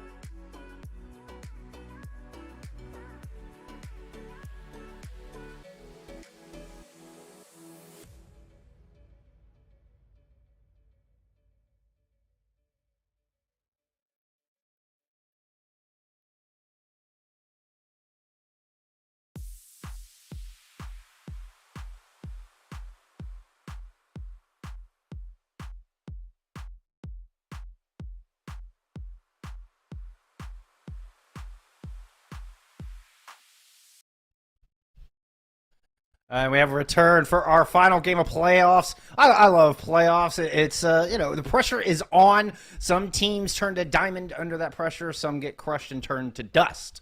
We will find out what will happen in the ladder as we head to the Challengers Division for our final matchup. My name's Jeff. This is Classy. Classy, what teams are we looking at here today? Today, or at least right now for this particular series, it's going to be the University of Louisville Red versus the University of South Alabama. Just called South Alabama. They have a very simple team name. But yeah, University of Louisville Reds, their roster today, at least the starting five, are going to be Sean, Joe DePro, Renz Ubu, Tileman, and of course Girth at the end of it. Very strong roster. They've been showing up very well. Not the top seed of the division. Neither team are. They're both coming in as third and sixth seeds. This particular team coming in as the third seed, so technically the favorite, but we got something to say about that as we go over to South Alabama. What's funny about that third and sixth seed is both teams are 6-3 coming into this. As we take a look at your starting five here for the Jaguars, this is going to be Smoke leading the charge. Will be on the tank here and kind of dictating the compositions and the pace. And I'm excited to see what this team brings to the table. We'll be looking at Lilith and I think we're going to get Snoop Fair in. That's a flex player. I think he's going to be playing DPS for him here today. Yeah, it looks like it, because Sleepless isn't here. That's what I was noticing. DPS players. They have Maruchan, Sinister. Maruchan coming in on the support there on the other end. What are we really talking about here? Like you said, there's 5 teams coming in 6-3 in this division. A lot of teams on 6-3. How does that happen? Well, it means that it's a very close division where a lot of teams have a lot of back and forth. You get that rock, paper, scissors thing going around, but that team beat that team, and they beat that team, and they beat that team, and it goes around in that sense. We're always told not to do math on stream, so we did it beforehand. No, essentially it means so. Last time these two teams met, which was actually last week, it was South Alabama that came up ahead. It was a 3-2, but so much has changed in the meantime. Only 8 hours ago, we got a patch in. So now they got to play all these different. Well, they don't have to, but they're probably going to play all these different heroes, which might matter a lot. On top of that, they're going to get map picks, so they can actually dictate which stages they go to, which might impact their advantage or disadvantage and strategy a lot. There's so many factors that come into it that I would almost say the last week doesn't matter, but you're still going to say South Alabama has that in their heads. Like, we're the better team. We won that one. And one of those advantages on top of what you're talking about is we have bans here in playoffs. So teams get to ban out maps that they think, either they're not practiced on, not strong at, or it doesn't suit their composition. So a little caveat here in playoffs that we didn't see during the regular season. We're going to get the Banana Rush on one side from Louisville Red versus the Reinhardt Junkrat Cassidy on the other side. This is a ridiculously spammy, bunkery comp from Alabama. That it is. And South Alabama already have possession of the point, so they're right in the position they want to be. Sean is looking to disrupt that with a little flanky flank on the top end of the other side, while Joe DePro is trying to push in from the main side. Sean looking for some purchase here at the back door, gets stuck with the magnetic grenade, has to wraith back on out and rejoin the rest of the team, but Girth is now down. One of the engagement tools is gone. Bubble blown up, and Joe DePro had to just get the heck out of Dodge. Lost a couple of reinforcements in the process. South Alabama getting percentage. It's so hard to push into this composition. It's because Joe DePro, he has a bubble, but that's about all they have to sort of deny any of the spam damage from the Junkrat, especially coming in. And then there's just Reinhardt swinging away his hammer at the entrance, getting the fire strikes through. So it almost feels like you got to find something in that tank line or in general that denies some of that spam coming in from Snoop Ferret. Always the problem with those Junkrats, isn't it? But they are going to just jump in right here, straight onto the rat. They were really hoping to get Snoop Ferret. Snow so low. Tillman actually the one coming up with the final blow to get the spam off the table here. And Louisville have a bit of an opening they've got to take advantage of. There's no more DPS standing. They should be able to move in and clean up from here. Only a couple players left. Flip will come through. Nice job on their second assault. You could almost wonder if South Alabama might have been wiser to just stay on the point. Use just bunker down to their advantage. Because now that Junkrat was in the open, you can just jump on him and immediately Snoop Ferret is gone. Now we're going to get to the ultimate phase of this first round, at least the first ultimate phase. Maybe there will be more. And there are a fair few online, but they are all not quite there. No, but there will be an Ant Matrix from Maruchan, and she should be just throwing that over the objective. Does indeed. Snoop Ferret's able to use that to pick up one. Snoop Ferret's gonna get 3 before it's all said and done. Double damage on a Junkrat is absolutely terrifying. And South Alabama used that one ultimate to great advantage. Tillman did enough to where Smoke feels like they gotta invest the Earth Shatter here to close out this fight. But South Alabama will get control back on this objective. They were almost ready for the teleport back, but not quite. And this fight is not over just yet. They're gonna go back and forth, almost killing their own support with that pulse bomb.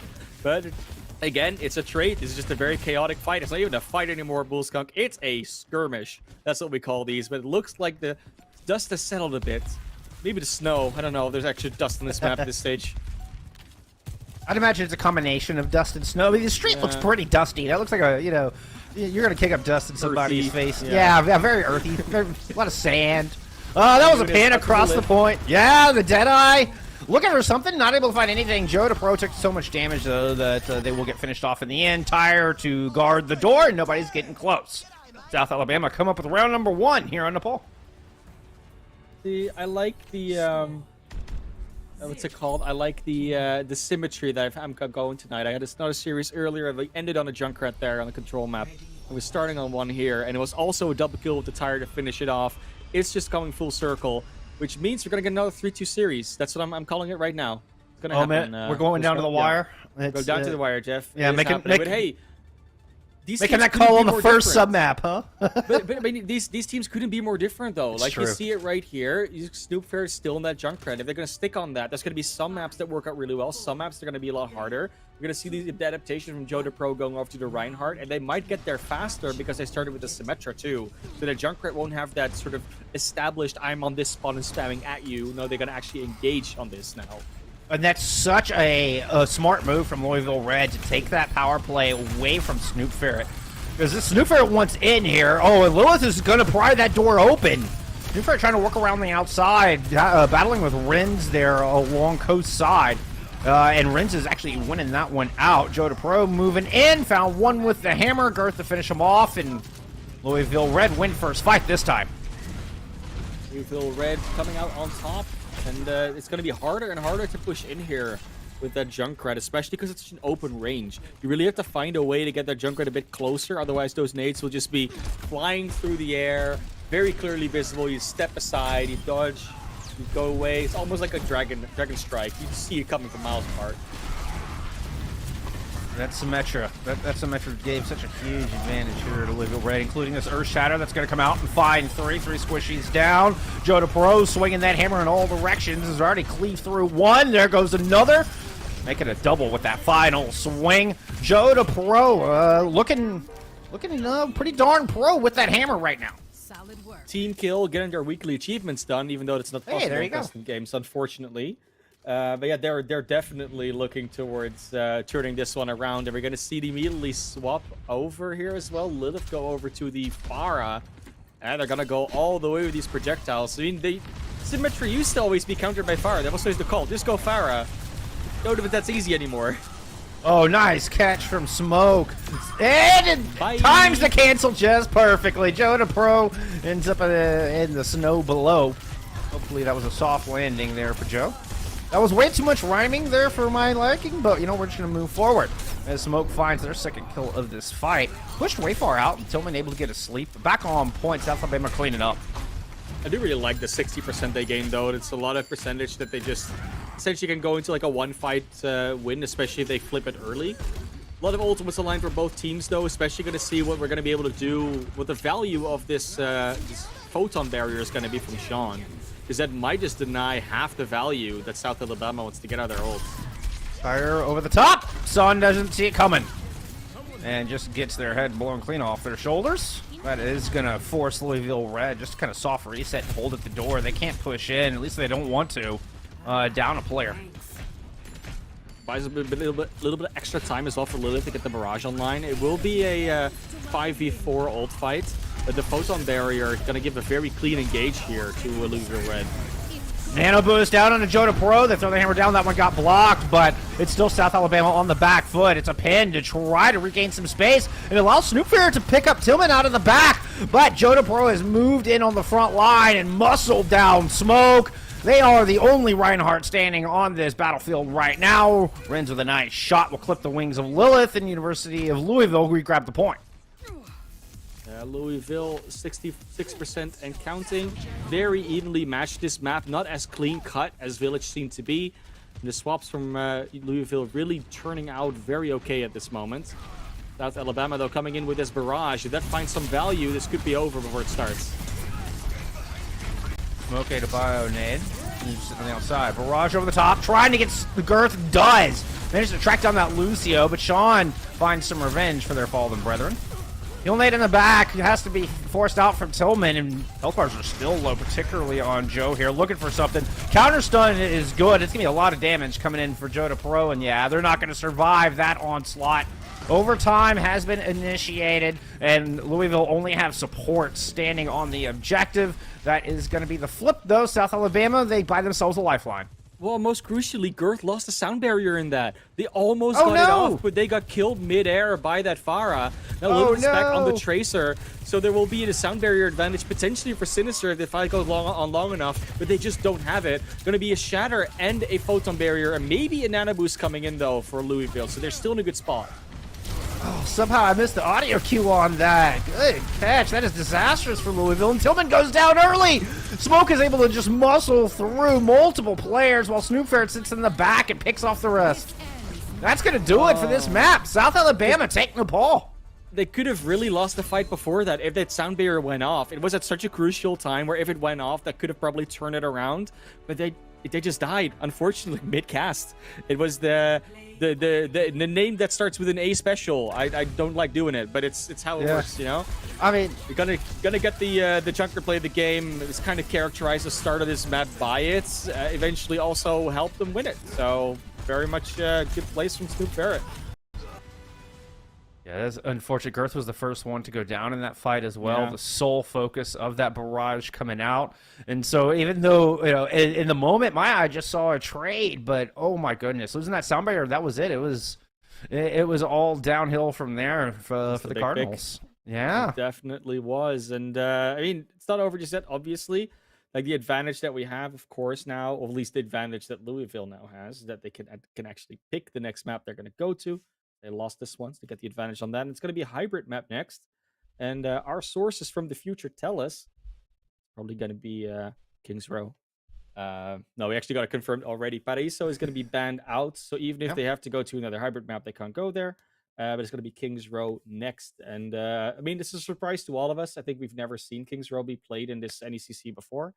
I am shocked and amazed. I mean, in all honesty, though, like if you think about it, right?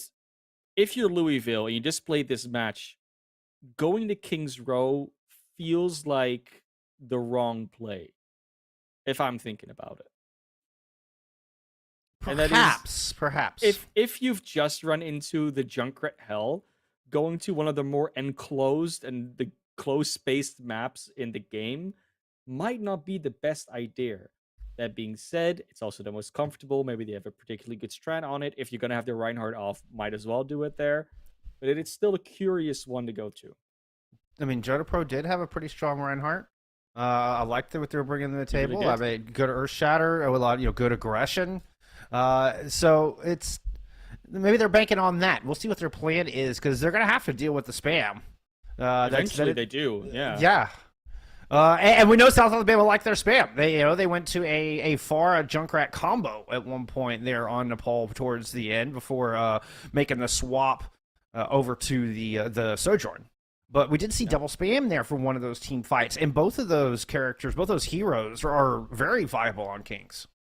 Yeah, they're very viable indeed. I mean, Sojourn is viable everywhere. To be real, it's kind of how it is. But yeah, and we can also talk a little about the tank game, of course. Like at the very high levels at the moment, we're seeing a lot of Winston, a lot of Roadhog, some Sigma coming out, and maybe an Orisa here and there. But we don't really see the Reinhardt come out that often, or like the Doomfist or the Junker Queen. And the reasons for that a lot of the time is that they just don't keep up with the fights. Right, they have to get there in the first place, which is already hard enough with a lot of spam or with a lot of damage and speed in the game. And then once you're there, you also need to be able to survive. You need to be able to get the picks. You need to be able to have the utility to help your team out. And Reinhardts aren't always the most proficient at that. It's kind of like you're in, you do your thing, and if it doesn't work out, then you're kind of done. You can't get out anymore. You can't really adjust anymore. But we've seen some success Of course, both these teams tried it out, and one of the teams did have success with it. But if we go to a more open map, which Kings Row really isn't, we might be able to see some other tank swaps come out as well, which could be very interesting. Reinhardt is kind of a one-trick pony, isn't he? Yeah. Like, you're either up close and slamming things, or you're just not doing anything. Or you're shield botting, which really is about the same equivalent. They gave him 2 fire strikes for that reason. It was like, if you're far away, you Sure. can at least do something, but it's not quite the most. Well, but helpful it's such a thing. fast-paced meta. Yeah, you're just not getting that same value Yeah, like and you I was- would out of a Winston or. And I was hoping that diva maybe they were going to even. take us to like Hollywood or something, where the high ground at least Sure. matters a bit more. You can like jump down and do that, or Icon Vault even. Like, those are maps where Reinhardt doesn't necessarily do the entire time. But we're going to just see the Reinhardt versus the Orisa matchup here. Orisa on the defense, Reinhardt on the attack. And it's going to be Snoop Ferret on the Mei this time around, not the Junkrat. And of course, they're going to try and swoop around, get the wall, and get the kills. Ryan versus Orisa is an interesting matchup. Orisa really has a lot of tools to keep Ryan at bay and to keep Ryan from being able to close the distance and get that value we're talking about. And it was used very nicely here on this defense. You see the Javelin right there? Just forces smoke so far away it makes life so difficult. The wall came out a little bit early. Also, wasn't really placed in a spot where they couldn't really walk around it. And if you don't have your speed boost anymore, you also can't compensate for your wall being a little bit out of the way with just speeding up on them. Yeah, I wish they'd used the amp speed early to get through Hotel. This time they're not using the amp speed too early. They're going to rotate right. Snoop Ferret trying to dislodge Rins from the high ground. Succeeds in doing so. The rest of the team went inside of house. They're just kind of backed up. Snoop Ferret on the front line. The rest of the team's upstairs. Louisville Red started to pursue and then backed out. Both teams kind of went to their respective corners. Allowed Sean to get some spam in. Oh, Sean needs a magnetic grenade. Lilith's going to take that one out. The trades back and forth, but South Alabama running out of DPS means they don't have the punching power to do anything else. I do really like that Louisville just said, you know what? You want to play Junkrat? Then we're going to do it on our defense. You're going to have to deal with it in some way. So far, South Alabama not dealing with it that well, but they're going to swip over Lilith back to the Farah, which we still have a lot of value on the Paul Shrine. Let's see if they can get the same time of value here, where there isn't really a lot of counters to them, aside from just the Sojourn Rail Shot. And it's so hard to hit, even with a railgun, that can be a tough shot. Oh my goodness, but there you go. That's something I was not expecting, Classy. It's the Junkrat. Finds Lilith on the ground and able to put the mines in. Follow-up kills aplenty here from Louisville Red. And I don't know if you've ever heard of the Aquamarine Junkrat, but the Aquamarine Junkrat always kills the Farah. They're just, they're the natural counter. It's, you know, if you talk about the Rat versus the Hawk, the Rat always wins, right? That's how it works? That's how it works, yeah. Yeah, Totally. that being said, it's ult time, it's ult o'clock. Is going to be the overclock with the amplification matrix, or everything else on the other side. Lilith's going over to the Junkrat, and Mauritian's got herself an Ant Matrix ready to go. It was a deadly combo on Nepal. John's tire could thwart this entire thing, though. Around Hotel, no. Snoop Ferret takes it down. Overclock used, finds that tire, and it's a bit of an Orisa battle here on this point. South Alabama does have a player advantage, courtesy of Lilith, and that's allowed South Alabama to move around, grab some point placement, then a sound barrier from the other side, trying to steal this precious space back. Joda Pro gets caught inside Hotel. Now Smoke is chasing down Girth. That'll get rid of the Lucio. South Alabama able to take this point. Took him 3 minutes to do so, though. A minute 15 is going to be by the time this point get capped, and then it's going to go out the garage. And this is not the place where you want to get held on King's Row. If you're going to get slowed down a bit, it might be in second, might be on third, but first you usually sort of blaze through, and it took them so long, even to get to that old phase. We lost a lot of time here, South Alabama. Joda Pro landed a nice javelin, and then just going straight into the back. Big javelin spin, but there's an Ant Matrix up now. Joda Pro ends up just way deep in enemy territory, trying to chase those kills. Sean up on the high ground is like, nope, can't stick around there. Just quick recall out, and it's Louisville Red having to give up this ground. Yeah, taking out Tillman is going to be a stagger all the way. It's not what you want to see from Louisville. They have to set up as a group, as a team for the defense. Because that was Joda Pro just way out of position. They sort of went in, the rest of the team didn't really follow, and then it's just all of South Alabama turning on the Orisa. That should be an easy elimination, and it was. I can't think Joda Pro was Hoping the rest of the team would follow him in there. Maybe a little bit of a miscommunication. Rin's trying to protect the high ground, but Lilith is controlling the fight down low in the straights. Now, Tyre. Oh, good shot from Rins. That'll at least devalue the Tyre, but Snoopferret has their number, and it's a Javelin! Those things are not easy to land, and Smoke has it when dialed in to find Rins. Now turns the corner, and South Alabama claiming all kinds of space. Even managed to pick up Joda Pro on the way out. Was looking for Tillman, but Tillman will manage to escape.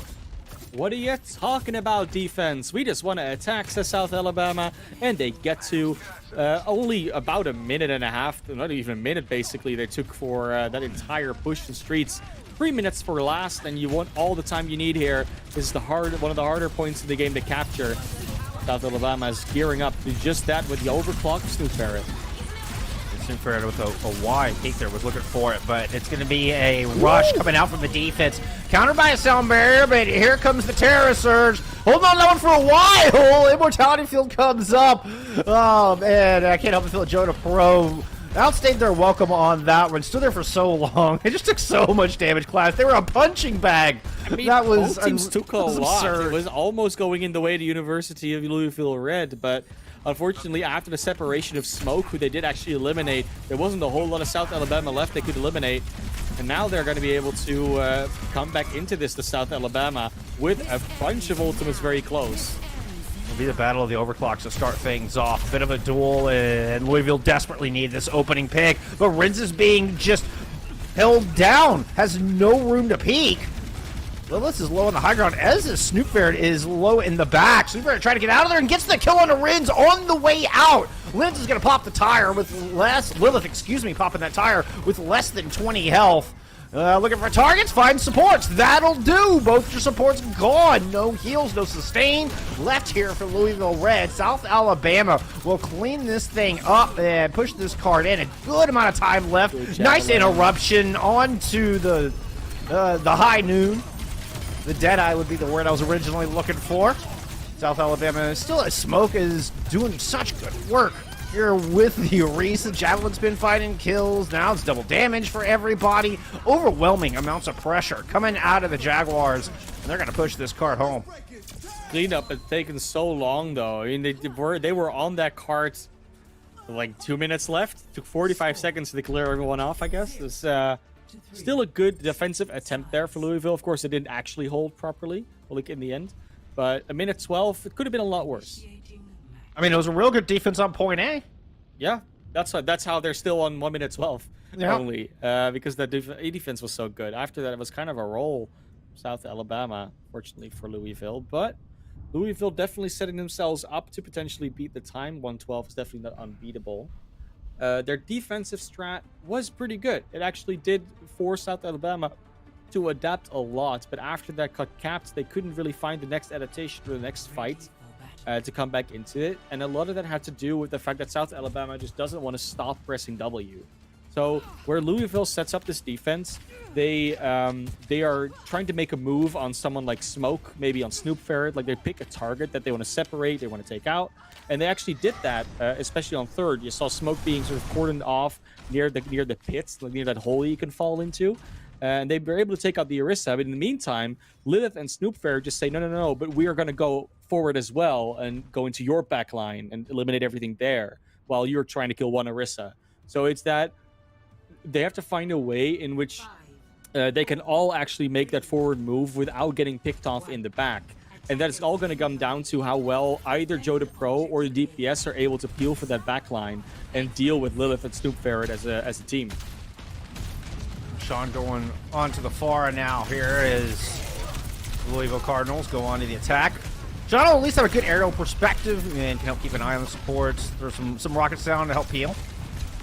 Hanging around Hotel, just hovering right above Joda Pro. You see sticking hand in hand, vertically at least, with their tank as they put some pressure in. Good Rex takes Snoopferret out early. Snoopferret stuck around. And Sean will just take that. Oh, that's a big pin in the back, though. Joda Pro way out of position. Lands the Javelin. Just going to stick it out back here. Got a little bit of healing and has Smoke low. Joda Pro is at full health now. And ends up being a I'm not stuck in here with you, you're stuck in here with me scenario for Joda Pro. a very aggressive fade in from Tillman as well to get behind them and help out their tank. Because without that Moira healing, that might have been a very different situation there from Joe the Pro. Yeah, that was clutch. As soon as I saw the yellow heals coming through, Right. and I'm sure like, Joe is there a Moira there? Yeah. and Joe Pro's going, thank you, thank you. Yeah, I'm kind of curious to see those Moira stats after this game, seeing how much extra DPS Tillman has been able to push out as well. Because it's not just the healing, it's obviously also the right clicks you have to do to get the healing back up. And we've seen a lot of rumors about the elusive DPS Moira lately. We won't address those rumors here as of yet. We'll address the coalescence that's coming online that could really help Louisville to push around this final corner and escort them right on into the Foundry. But the card is way far back, so Louisville are hesitant to take too much space. Yeah, I think they could maybe push a little bit further forward if they wanted to. I was thinking the same thing. It's been a struggle, right? So teams have been struggling a lot to keep one person on the payload and then fight, because you have that, instead of a 5v6 or 4v5, it feels a lot more egregious, that gap.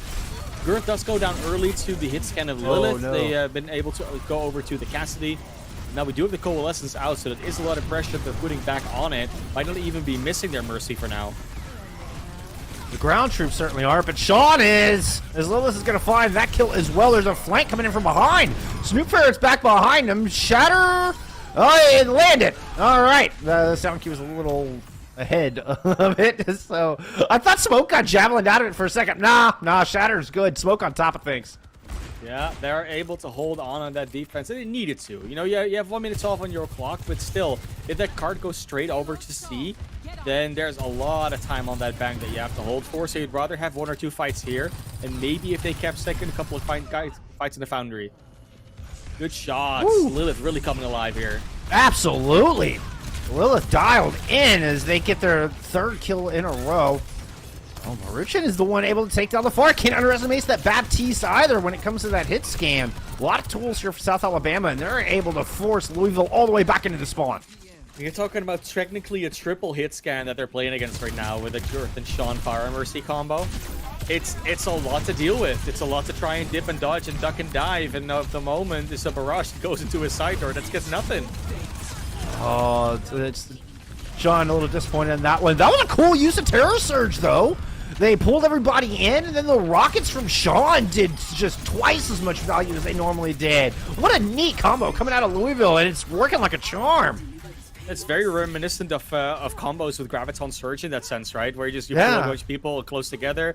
I've seen it comboed with a bunch of things, whether it's the Molten Core, whether it's the Blizzard, whether it's the Fire Barrage, but just in general, other ultimates or abilities that work really well with it. You can even argue that Anas can throw anti-nades in it really well. Also really, really good use for it. It's like a super Halt, right? Yeah, it's really good. You can kind of use it the same way that you used Halt previously in the Overwatch 1 version of recent.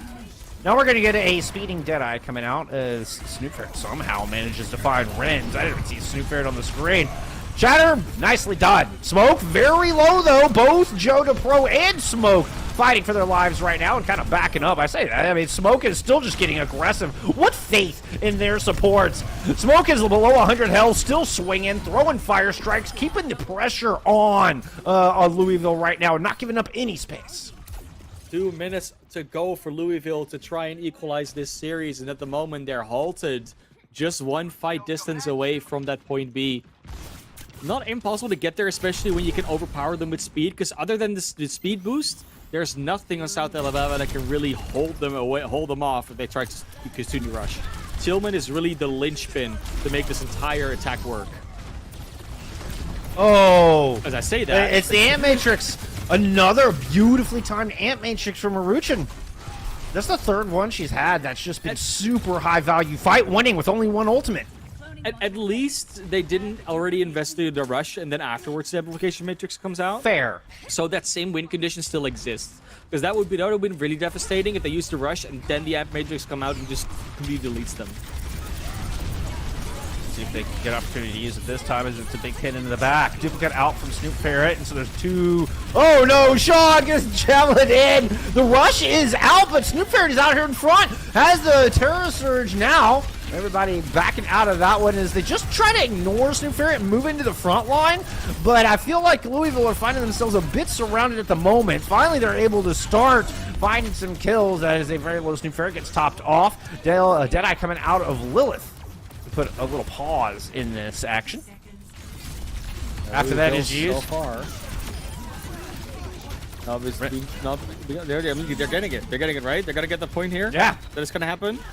Yeah, as soon as the Deadeye was done, so. Louisville just all popped out of their hidey holes and managed to I hope they find get there. elims. Yeah. They're gonna get there in overtime though. I mean, unless they're gonna get a very aggressive push here. The Cassidy's on there. Lilith does make it. Gonna get the charge maybe from smoke. No, they don't. They're backing out. Too. Yeah. I mean, and even now, right? 20 seconds, and you're already gonna be below the time bank of South Alabama. So they have to make a monstrous push here. They have to finish with time left. Otherwise, they cannot win this map anymore, and then South Alabama, at the very minimum, gets a draw out of this, if not just the win. We will do have a celebrator here. I would like to have seen you a little sooner, but look at that boom! It's Jonah Pro with the javelin spin to find the kill, but unfortunately, the DPS still too strong. Even without a tank, South Alabama have no problems cleaning up the remainder of this fight. That's not going to be the easiest one to attack here. And again, you're only going to have 50 seconds left now. Not a lot of time. You got a bunch of ultimates, though. 4 coming up for the next fight. You got to be able to not only use them in this fight, but also use these ultimates to push in, because you're not going to have another one after this. It's all going to come down to the last 40 seconds. I'm not sure this is even doable for Louisville, to be honest. That's a huge Terror Surge, but they need to combo it with something. Woo! Oh! The boop left Sinister in the kill zone. All right, a lot of damage done. Rins with some nice cleanup. Okay, they do get the TK, 20 seconds. Yeah, they're going to have to do another fight here, and if South Alabama can regroup properly, get the damage out with the surprise Bastion on third, Lilith close to a Riptire as well, and the Sound Barrier out from Sinister already, they're going to have to touch. Someone's going to have to get on there. 3 seconds. All right. Joe did make it, but Joe did not receive the Sound Barrier. Gets topped off, couple of early kills, and nobody else gets to the point. All it takes is 2 elims for Louisville to get it there, but it is in OT. They do not finish with that precious time bank that you were talking about. So, draw is the best that the Cardinals can hope for here. Yep, and after a draw, they will get to pick another map, because they were the last team to lose the map. But unfortunately, it doesn't do them any good, because they still have to win one. South Alabama did take a long time, though, to capture that point A. So there is a really good chance we're going to stave over to a draw here. But of course, they've learned. We can already see, I see it, the little previews of what's to come in the future. Of the content that hopefully will drop next year. But for now, we focus on the content that's right in front of us. It's this wonderful match between these two teams that is heating up more and more. I don't know, like, if I think about this, right? So what went wrong in South Alabama's last attack? They tried to run at Louisville when they just had a Junkrat in the way. So what South Alabama is posing to do in the spawn right now is pick a lot of characters that can, A, get past the choke and just around barriers, etc. fairly easily. And that can also dish out a bunch of damage in burst if they focus on targets correctly, aka it's called a dive. So that's what they're going to do here, potentially. With the Winston, the Tracer, the Echo, Mercy, and the Ana, the one thing I do hope is that they have a plan for how to peel for Sinister when they get jumped on or attacked in any way. I was thinking the same thing. Sinister feels, I don't know, like they're just going to end up alone. They don't have the mobility to stick with the Winston and the Lucy, and the Tracer, excuse me. Lucio Mercy isn't going to provide a whole lot of sustain. I mean, it's a tough call. Obviously, the Ana pairs really nicely with Smoke's Winston, assuming they can stay safe. Go to Pro, push it forward, and Sinister's already dead. Yeah, and then Smoke immediately going to die thereafter. Trades are coming through, but these are going to favor Louisville, and I can't help but feel that they still have the advantage in this fight. Excuse me, they're going to favor South Alabama. Alabama, though. Yeah. I totally got dyslexic on that one. Yeah, I totally got dyslexic on that one. It's South Alabama's advantage on this with these respawns. Which, that's it. That's it. Map's done and dusted. So the reason why this works, and this is a very high-level strat, but a high-level like idea of how to attack things row with little time left, we only need to capture a tick. The idea is that you pick these high mobility characters because A, you can get them back in the fight quickly, You can get on the point quickly and put a lot of pressure there, as well as that you have respawn advantage. So the idea is that you're essentially fighting a war of attrition. As long as both teams keep trading blows, eventually you'll win out as a dive team because you get there quicker and you're able to get those eliminations and then eventually cap the points. So Constant if that pressure. was right, and if that was the strat behind it, it's very high level, it's very cool, it's very smart. It's how it works. But otherwise, even if that wasn't the plan, what they did was still, the right Yeah. thing to do, where you just pick so much mobility that the Junkrat essentially gets nullified. And then, the Orisa as well is kind of like looking around, what can I do? Can I javelin anything? I can't even see where they are half the time. So yeah, that's it's a good thing. There's a reason why these mobility comps and these are very good at high level all the time, because you play with auto mobility, you play with the space very well. But yeah, very well done from South Alabama. High mobility, very strong in Overwatch. Very strong. Pro tip. Yes. Pro tip. It's either that or sustain, and sustain isn't currently really the thing. So then it's spectral mobility. Yep, back to mobility. Hey, that doesn't hurt my feelings. It means we get to see more Winston play, and everybody loves good Winston play, right? Yay! Yep. All right. Well, that makes a map 2 in the books. That is going to put South Alabama on match point. We're going to take a quick break. When we come back, it's map number 3. Louisville will have their pick. We'll see where they go when we return.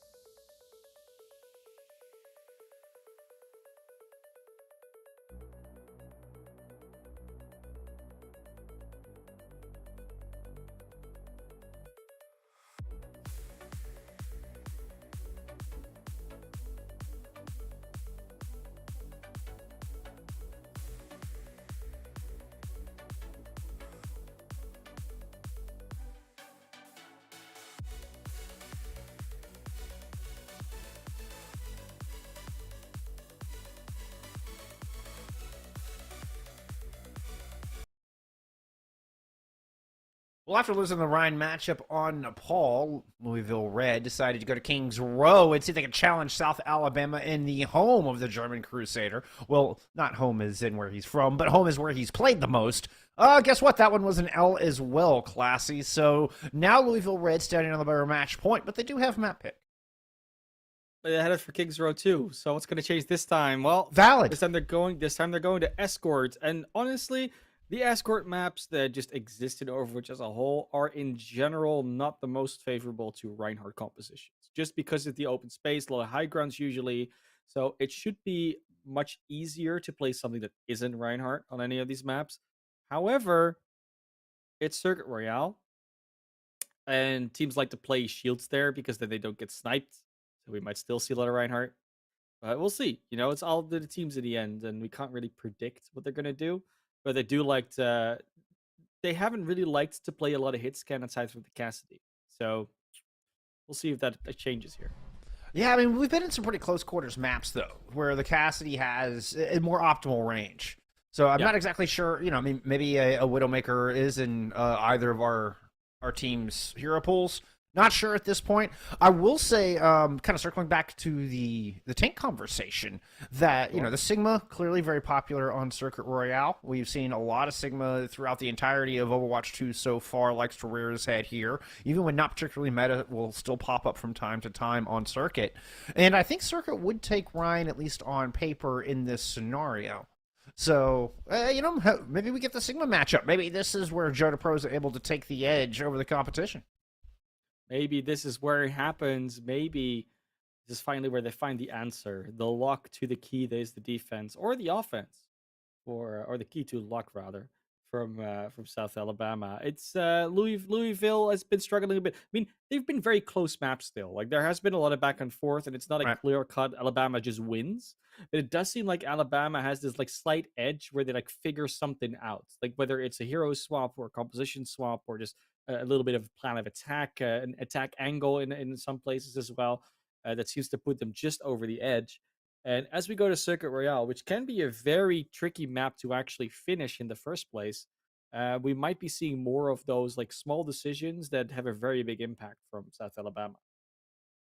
We'll say South Alabama seemed to have had an answer for everything Louisville wanted to throw at them. Yeah, I mean, it's Louisville wants to run the Farah. They just turn into a Cassidy and it pops off, or just as you were talking about earlier, just pull the Junkrat out and. That's their hard counter the Farah that way. Go figure. So yeah. We'll give Snoop Fair a moment to decide if they want to stick with this rat. It's attack, exactly. Yeah, Not gonna pull out too early. So far, though, Joda Pro indeed on the Sigma and Renzu going over to the Widowmaker. So a very good chance that we're actually going to be seeing some snipes here. And the really big question, of course, is going to be whether Smoke stays on the Reinhardt or not, and if they're going to be able to block the sidelines, and especially Renzu, but also of Sean to a degree. Well, and that's where it becomes real tricky, is if Louisville can find a position where they can take multiple angles, South Alabama are going to be in trouble. Yep. If South Alabama can close the gap, though, they've got a real shot here. Chosen to go through the doors that give them the least amount of possible sidelines on any hit scan or long range poking compositions. So far doing a pretty good job of that. They gather on the cart and run the first corner. Louisville playing patient and just trying to utilize this high ground, try to open up this defense. It was a nice move from Snoop Ferret. Got a good mine in, and Smoke is now trying to follow it up. Gonna hang tight here, wait for the rest of the team to catch up. Lilith is back on cart and just kind of hiding here for a moment, keeping their head down, while the rest of South Alabama slowly but surely muscle away some space here from the Cardinals. Yeah, the interesting thing is as well that every single time Snoop Fair jumps in, you just see Louisville back off, and they should stop backing off and actually shoot at the Junkrat. Maybe they'll get a pick, and Renz just does exactly that. Fortunately, not going to be enough. Yeah, Louisville still down by one. I think that was a cancel pin. Just to not go too far, and just good fire strike cancels. Well, comes in with the pair as well. Louisville Red get absolutely dismantled on this defense. Good patience, good systematic approach coming out of the Jaguars of South Alabama. Yeah, and again, it's just that aggression, right? Like South Alabama keeps just pressing forward, pressing the attack. Another charge coming through. I mean, that's definitely pressing the attack right there. Bold move there. Smoke goes and throws it into Shatter. Looks like it just got one. It did force out Immortality Field. Jordan Pro trying to use the Flux with very little health. Able to find 2 with that and is able to get both supports. South Alabama no longer have sustain. Louisville should be able to stabilize on the back of that good ultimate coming out of Joe DePro. You thought South Alabama was going to just steam all the way through to point B. You were wrong. And I really like this swap from Renz as well to the Ashe. Ashe was very popular earlier on when Overwatch 2 just launched. Saw a little bit of a fall off though, but I really like, especially in maps like this where you have these longer sidelines to get the poke off. There you go. Shots like this. That I really like the Ashe in that situation because it's so much extra poke and extra targeting that you can do without losing accuracy. Because that's what the Junkrat is sort of the problem with maps like this. It's very open. The Junkrat throws these nades down. You don't really hit anything, or they can easily see the shots coming. And then things like a Dynamite, things like just the general Viper, is much easier to hit these shots and get them pin down these targets. But of course, a concussion mine is just as good. I mean, somehow Snoop Ferret just managed just to sneak these in, just get right in the position, get in your face like it's nothing. Immortality Field already taken care of. Now the tire's going to go in, try to sneak its way through, and finds El Magnum before it's all said and done. I was hoping for a little bit more, but you know what? If you're only going to find one, the Baptiste is the perfect hero to take down. Waited very well for the Immortality Field to be gone as well. It was a really good play. Almost ran out of time to tire. I was really thinking it was going to run out. I think it's the only reason it didn't get more than just one, to be perfectly honest. Yeah. Louisville have to play a little bit slow here, waiting for their Baptiste to return. Joda Pro actually stepping very far out. It's going to be a trade. It's going to be Sean coming up with 2. Overclock still going. One more, you bet. You give me one more, Sean. That's a 3-piece there for Sean of the Sojourn. Very quick flick on the kinetic grasp there from Joda Pro, now going down to the death nades of the Junkrat. But yeah, what a overclock coming out there from Sean. Definitely showing up Lilith in that situation. Now we got a big Dominic Butler online. Bob is, yeah, Bob will be quite strong against this competition, actually. Composition, rather. Shatter gets blocked. Transcendence up. Smoke didn't stand a chance. That was just all guns pointed at Smoke's head. And Louisville are just going to win the fight on the back of that and only cost them Transcendence. Oh, they did use the bomb as well. Yeah, I think that fight was a very clear example of why sometimes people will refer to Sigma as the better Reinhardt.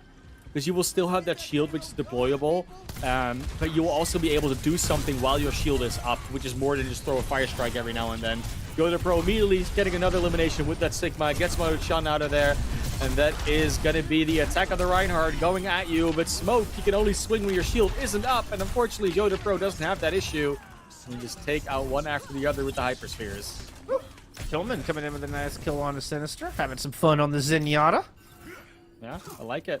And that Discord orb is putting so much pressure onto Smoke. One of the big reasons, I mean, Smoke is taking chunks every time they go to throw a fire strike. And they've had enough going over to the Winston. And the Tracer as well from Lilith. This is going to be the one. Fighting down low for the moment. They have an Ant Matrix and a Gravitic Flux to contend with coming out of the defense of Louisville.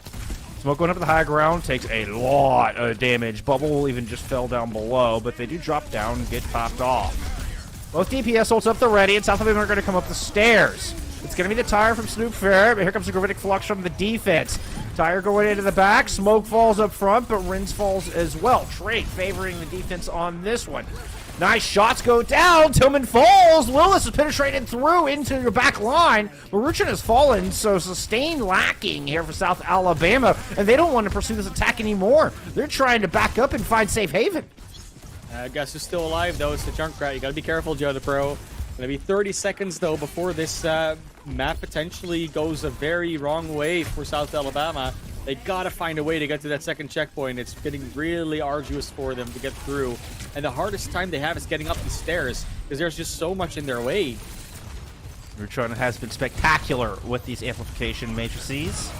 It's the only ult currently available. Smoke goes down. Lilith, could this Pulse be the one to take it over the line? The Pulse will get El Magnum.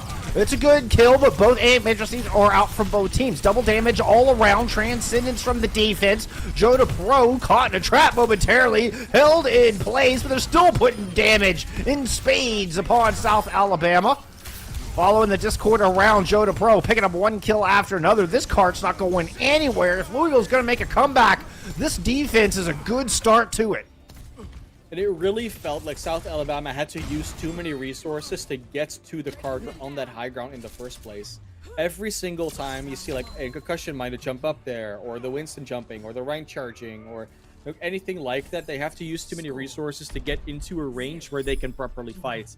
And South Alabama, with the Ash, with the Sojourn, just with the Sigma, they kept poking them to like half or 3/4 or sometimes even a quarter health before they even get there. And at that point, South Alabama is too far behind in the fight, even without taking ultimates into account. It is just sheer map geometry and Louisville taking advantage of that has stifled the rampaging of offense that South Alabama has so far been able to put up in this series. And South Alabama have found all their success in playing close quarters. And they're really good at closing the gap. They kind of went to their fallback there of Lilith on the Tracer, Smoke on the Winston, to use that mobility that we've spoken so highly of to close that gap. But they were still just getting chunked down. Like you said, Smoke tried to go to high ground and had 150 health left with no bubble by that time they'd get close. It's because the gap is too large to it's use just the too mobility much. to get there. So even when you use the mobility, you still end up not actually where you want to be, and you're just out in the open with nothing else helping you out because you used your ability to get there. So yeah, it makes me that wonder. is the issue. It makes me wonder why Louisville tried to go and play into Kings Row. They look really good in this poke game. In this poke pick kind of composition, they have the upper hand, it seems to me. It's just the only map they scrim, I guess. Just scrims Row. I think Fair. we're just going to call it Fair. that. Yeah. If they win, we can ask them as the winner's interview. But for now, they still have to at least try and equalize the series, or at least win this map. That's the first step to potentially getting a reverse sweep and getting an interview with us. But for now, South Alabama setting up on the defense with that, well, vintage signature poke comp, I guess. Yeah, and playing close as they want to do, and keep it in Snoop Ferret's range so they can just land those mines.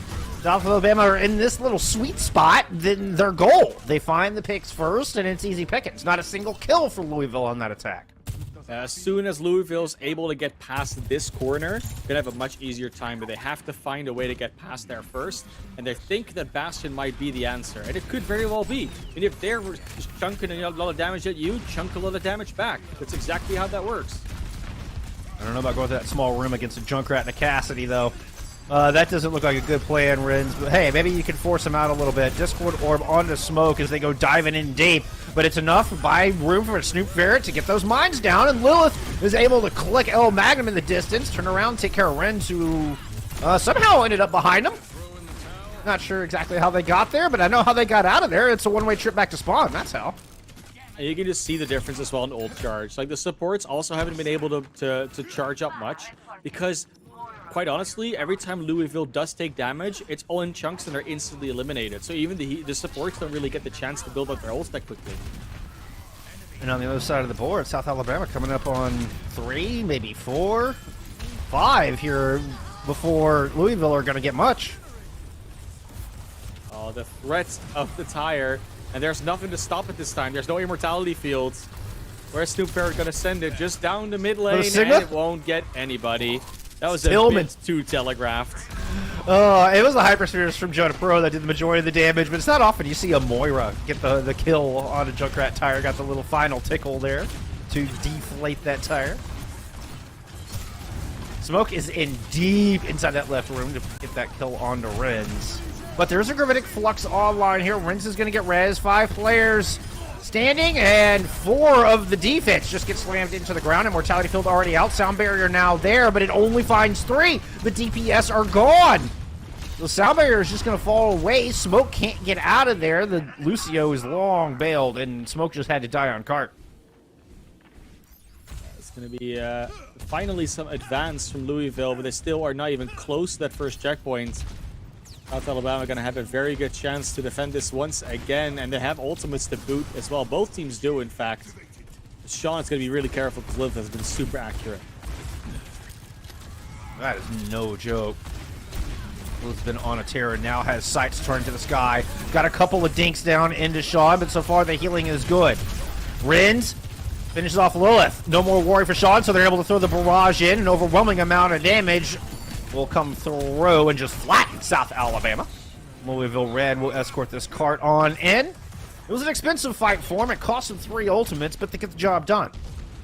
South Alabama not even able to get off 1 ultimate, that is really disappointing. That was really a moment where, especially the Deadeye, there were a couple of moments where that could have been a good one. The Shatter, even the Amplification Matrix could have been brilliant just to help Lilith battle that Pharmacy. Because if they had an Amplification Matrix, that Fire would not have been alive for much longer.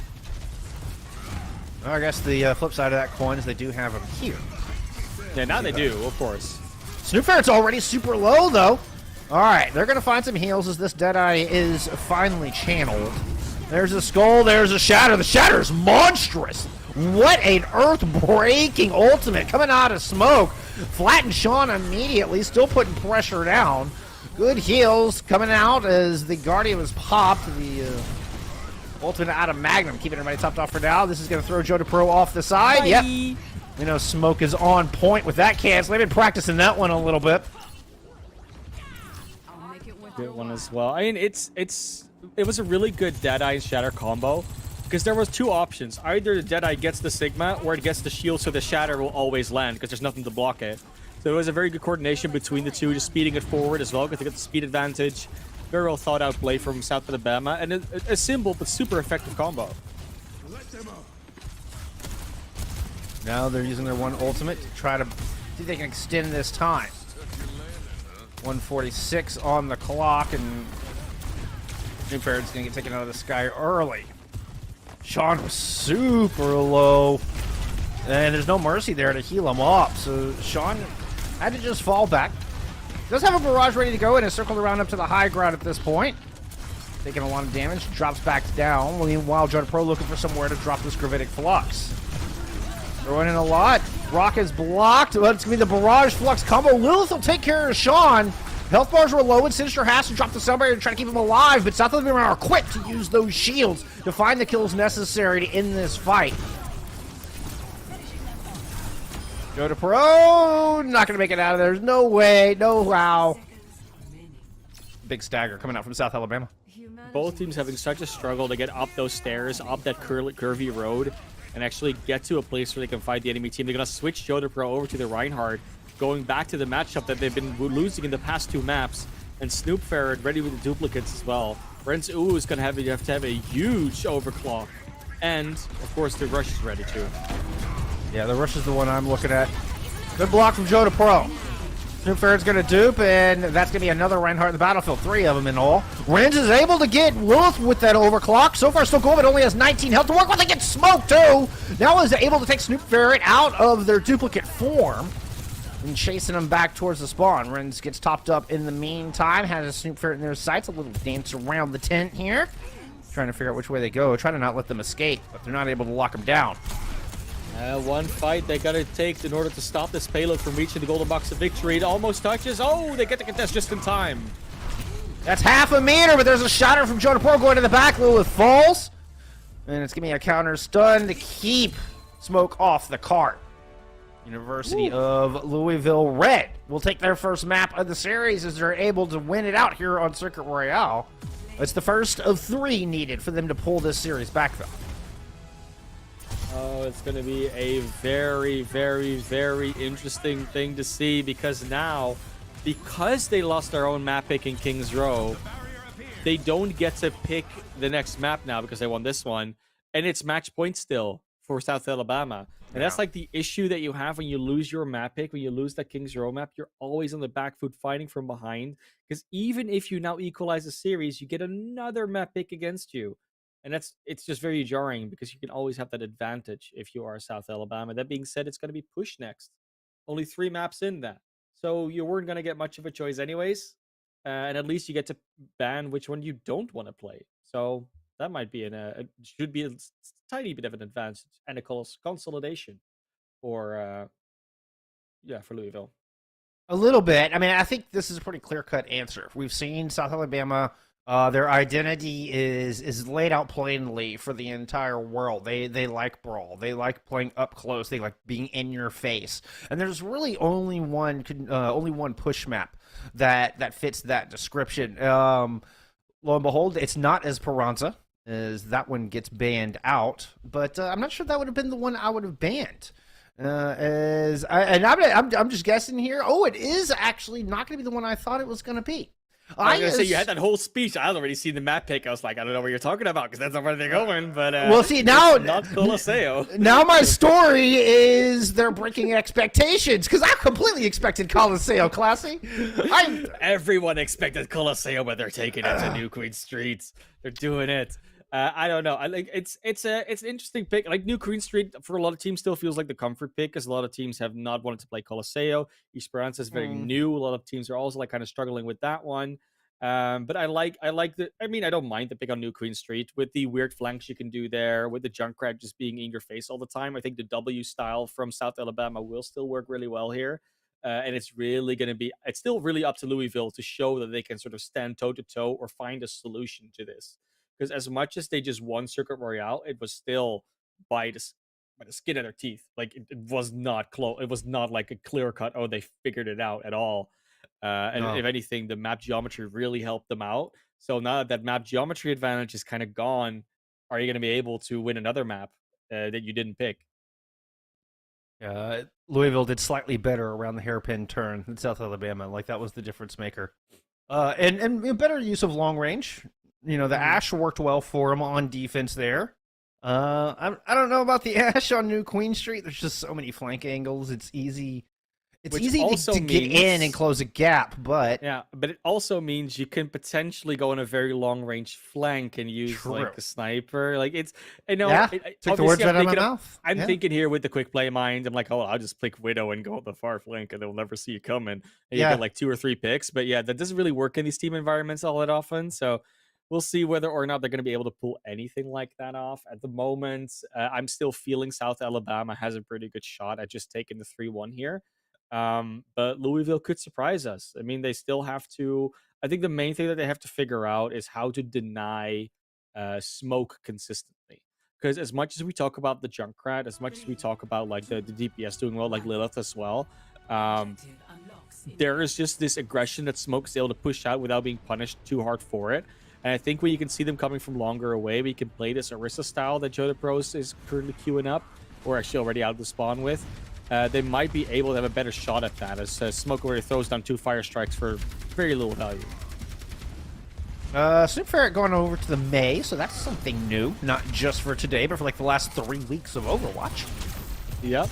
But indeed new from what we've seen out of South Alabama so far in this series. Rens by themselves has to slide forward, regroup with the rest of the team as Jodapov find themselves surrounded but trying to make the best of the situation as they're able to fortify to avoid the slow effect coming out of that main primary fire and then return some shots and Snoop Ferret, it'll get taken out.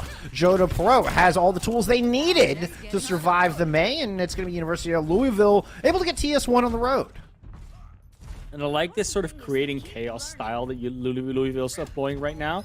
I think that Snoop Ferret, yeah, they accepted it. You know what? The May is not it. That's not it. Smoke also going over to the Rhine, from the Reinhardt to the Orisa. I like these swaps. I think it's just good to try and basically almost mirror it. And it's been curious to see South Alabama not go for the Kiriko at any point in time. We'll talk about how interesting that is later, potentially. We first see Lilith try and get a couple shots to the side. Putting a lot of pressure down on the Tillman in the back, really wanting to pick off those supports. Joda Pro putting some damage in, but not enough. Now it is a 2-for-1 trade. Lilith could bring that back. 3v3 on this point. No tank standing for University of Louisville. Ren's on the side, trying to lock down Lilith, just can't get it done. Lilith is just connecting with all of these shots. Yep. Everyone's saying Sojourn is the hero to watch. Well, turns out it's Cassidy. I wore the right shirt today, it seems. But looking forward to seeing what they can do with the high noon that they come coming up. Sean's got it charged up as well. Of course, it's normal that Snoop is a little bit behind in the Sojourn charge as he switched up to it later. But it's good that Smoke was able to catch up in the Orisa charge. Yeah, that's actually very telling. Although it was after first fight, so you do get that little bit of a 30% bonus. Yeah, but the 30% you keep it, but they were still a little bit further there was behind definitely in a that gap. Yeah, no, there was still a gap for sure. Jonah Pro dropping in off the high ground. That is a dangerous move, but knows they have Sean to back him up. Timed perfectly with this Deadeye coming out. Snoop Ferret on the front line dueling with Renz a little bit. Renz trying to use that rush. It's going to be the Terra Surge coming in. Joe DePro doesn't really fight a whole lot with that. It does get the sound barrier out of Sinister.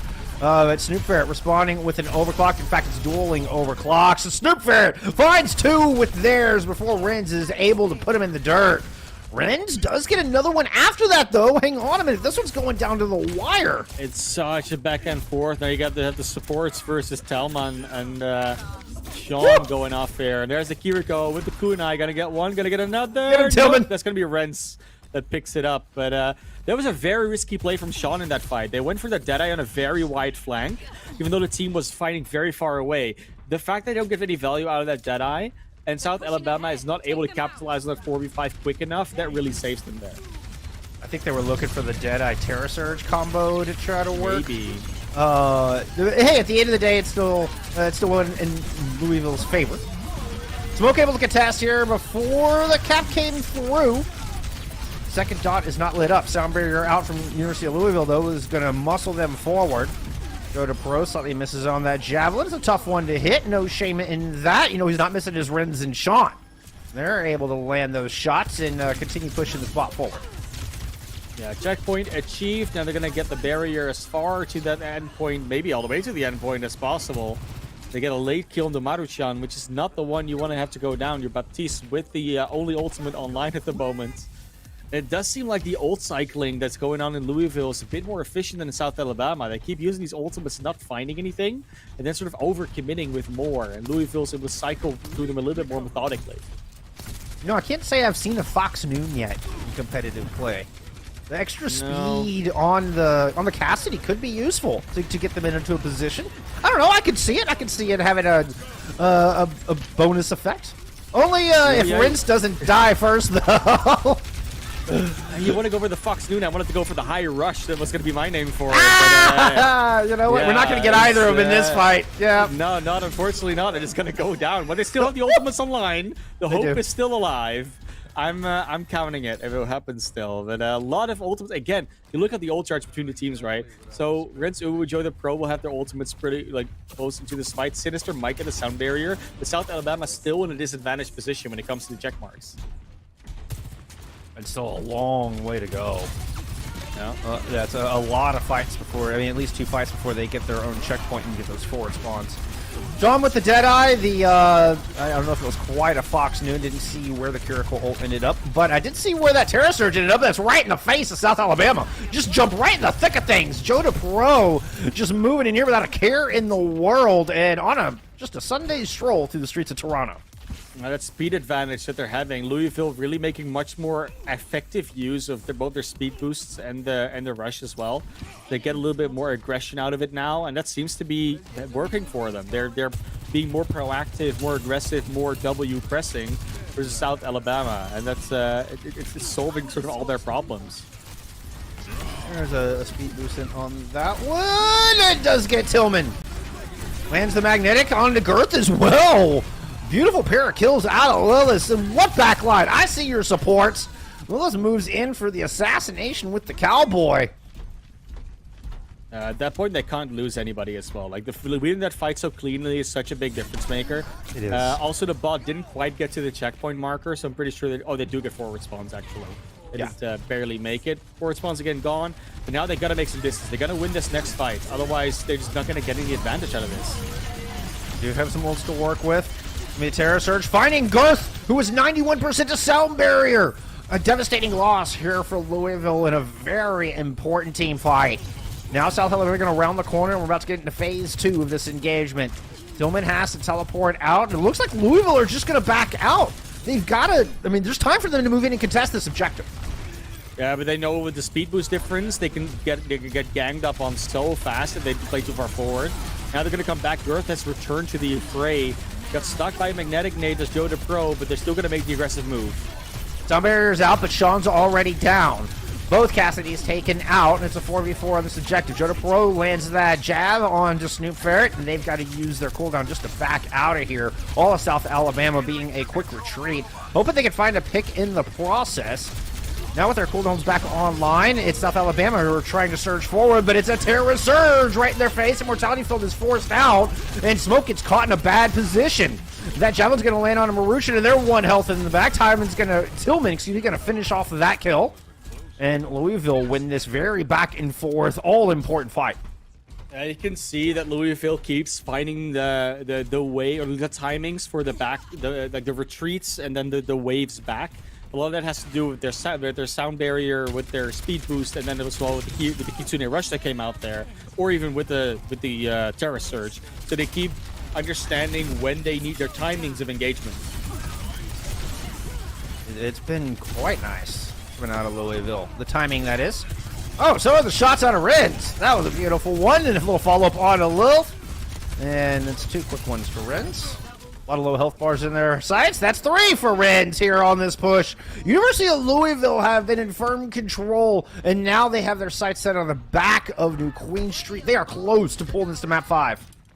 With 1 minute 30 and a over 50-meter gap between these two teams, it's a really tough one for South Alabama to claw back, but they have ultimates to work with at the moment. Both supports, as a matter of fact, and Snoop Ferret finding opening kill.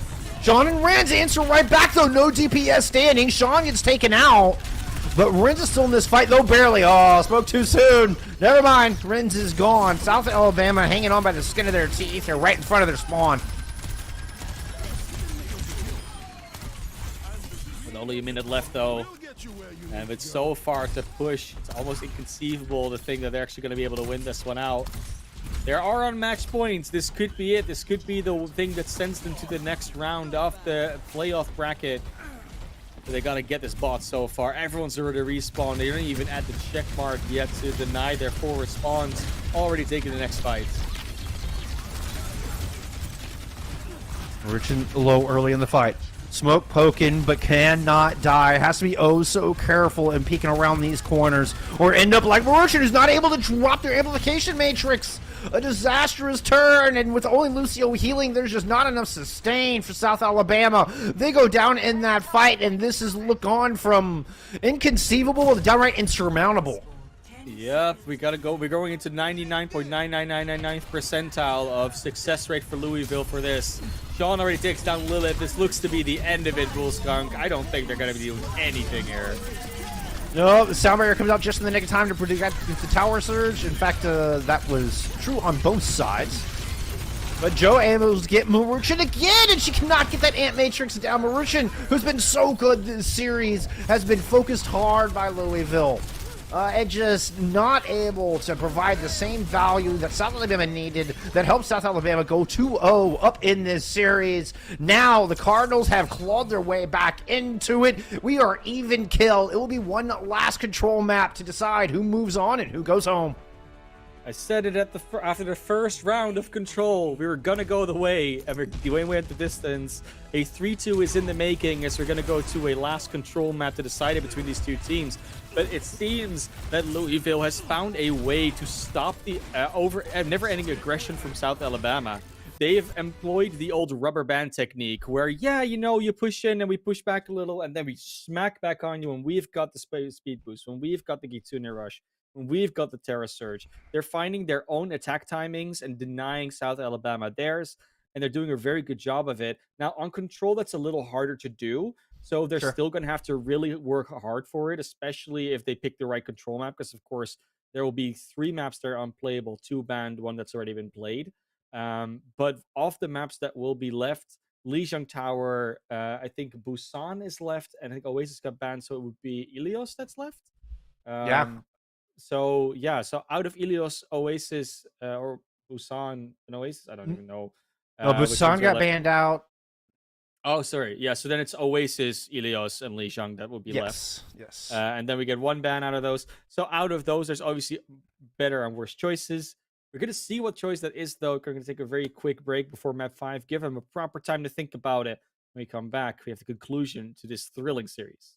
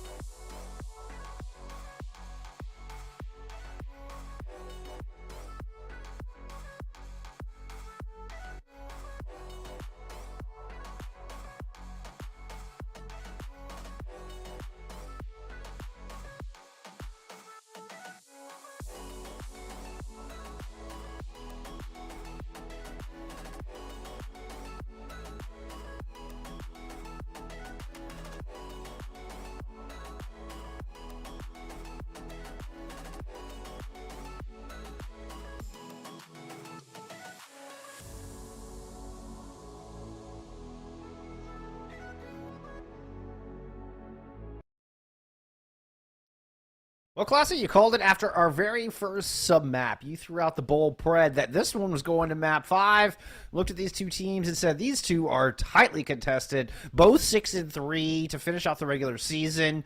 And you know what? I feel like there's a little bit of history repeating itself. I mean, I would also just not be surprised if the other other matches in these playoffs also go to 3-2 because it's just such a close division. Yeah. But yeah, these teams did go 3-2 literally last week. Like, it's been a week and they play against each other again. Different meta, but still 3-2. It's one of these teams is going to get away with it. They're going to go to Lijiang Tower. We were talking a little bit before the break. Like, yeah, there are some picks that might be better or worse. I do think that this is out of all the remaining maps, which was Busan. No, not Busan. Oasis, Ilios, and Lijiang Tower. This is probably going to be their best bet. Oasis has some good spots for potentially like a Junkrat comp as well. But I think overall, if you think about comfort as well as the multiplication of good maps for the comps that you want to play, like the Brawl, Lijiang is definitely the winner. Although they're going to go to the least Brawl-friendly one first. It's going to be Gardens. So, I mean, this... Immediately, my first thought is Louisville needs to win this. If they can win this map and then get the luck of the R&D and pull Night Market and not have to pay Control Center, it favors the playstyle we've seen out of Louisville so far. South Alabama coming in with, well, I mean, it's basically 5-man. It's very derivative of the old 6-man comp we used to see in Overwatch 1, where it's kind of a Winston Rush comp with the Reaper and the Lucio, and they're just trying to run full bore at him. Very similar concept to what they played with the Reinhardt, just with the Winston leading the charge. And you know what? Very similar results to what we saw in map 1. And I mean, it's almost the same as we've been seeing for the entirety of the AL playoffs. They're just missing the Kiriko. Right. But, you know, the Kiriko is only so good as you can play her in a lot of ways. Like, it's very high skill hero, also for a team to play around. So I don't mind them Maruchan being on the Moira here. Also, I mean, it requires a little bit different playstyle out of your tanks. Imagine South Alabama are already familiar with the playstyle here. Go with the tried and true.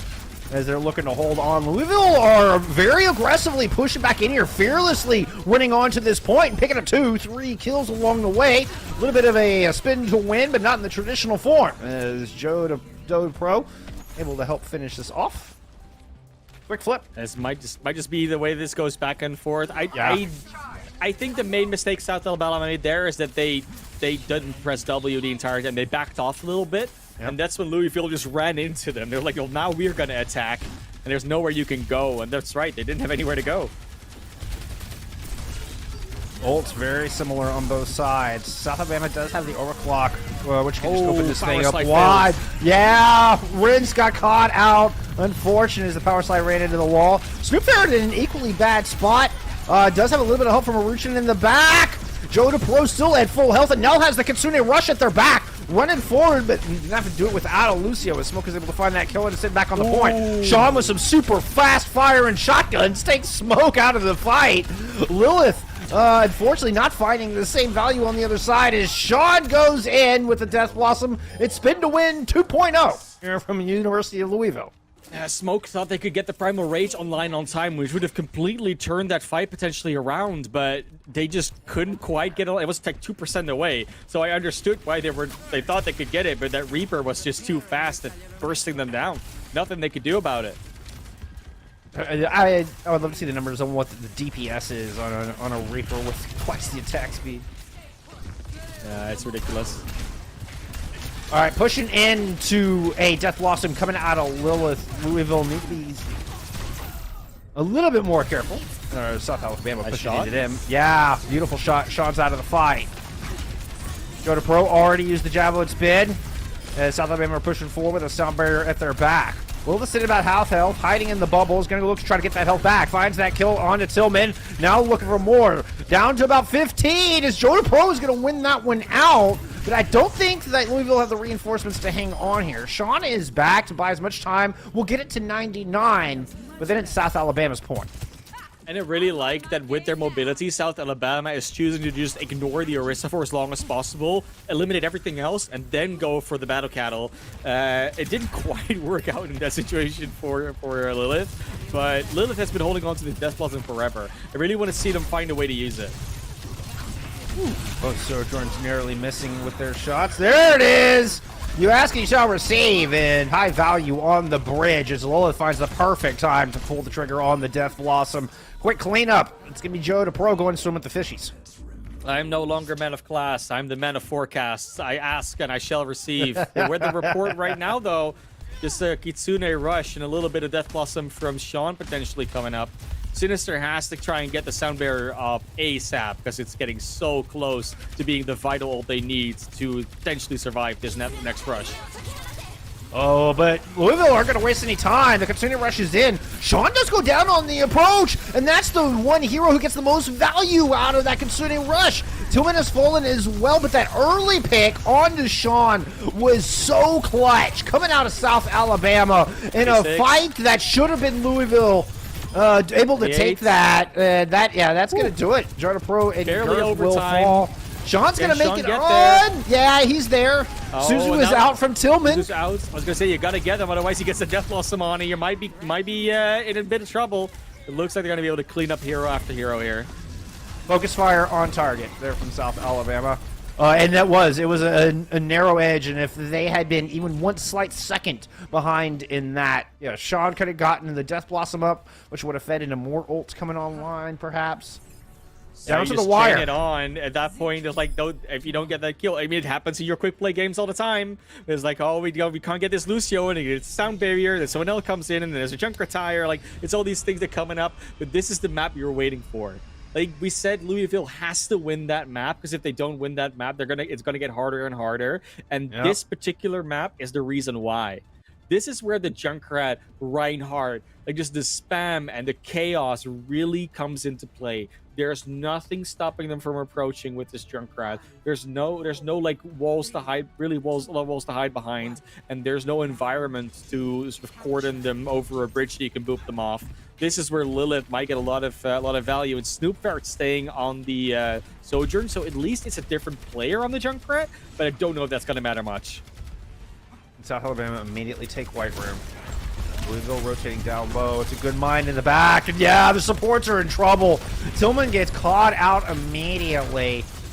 Louisville, they need to find kills. They need to find them fast. Otherwise, this is just going to snowball out of hand. They don't have the sustain to stick around in these close quarter fights.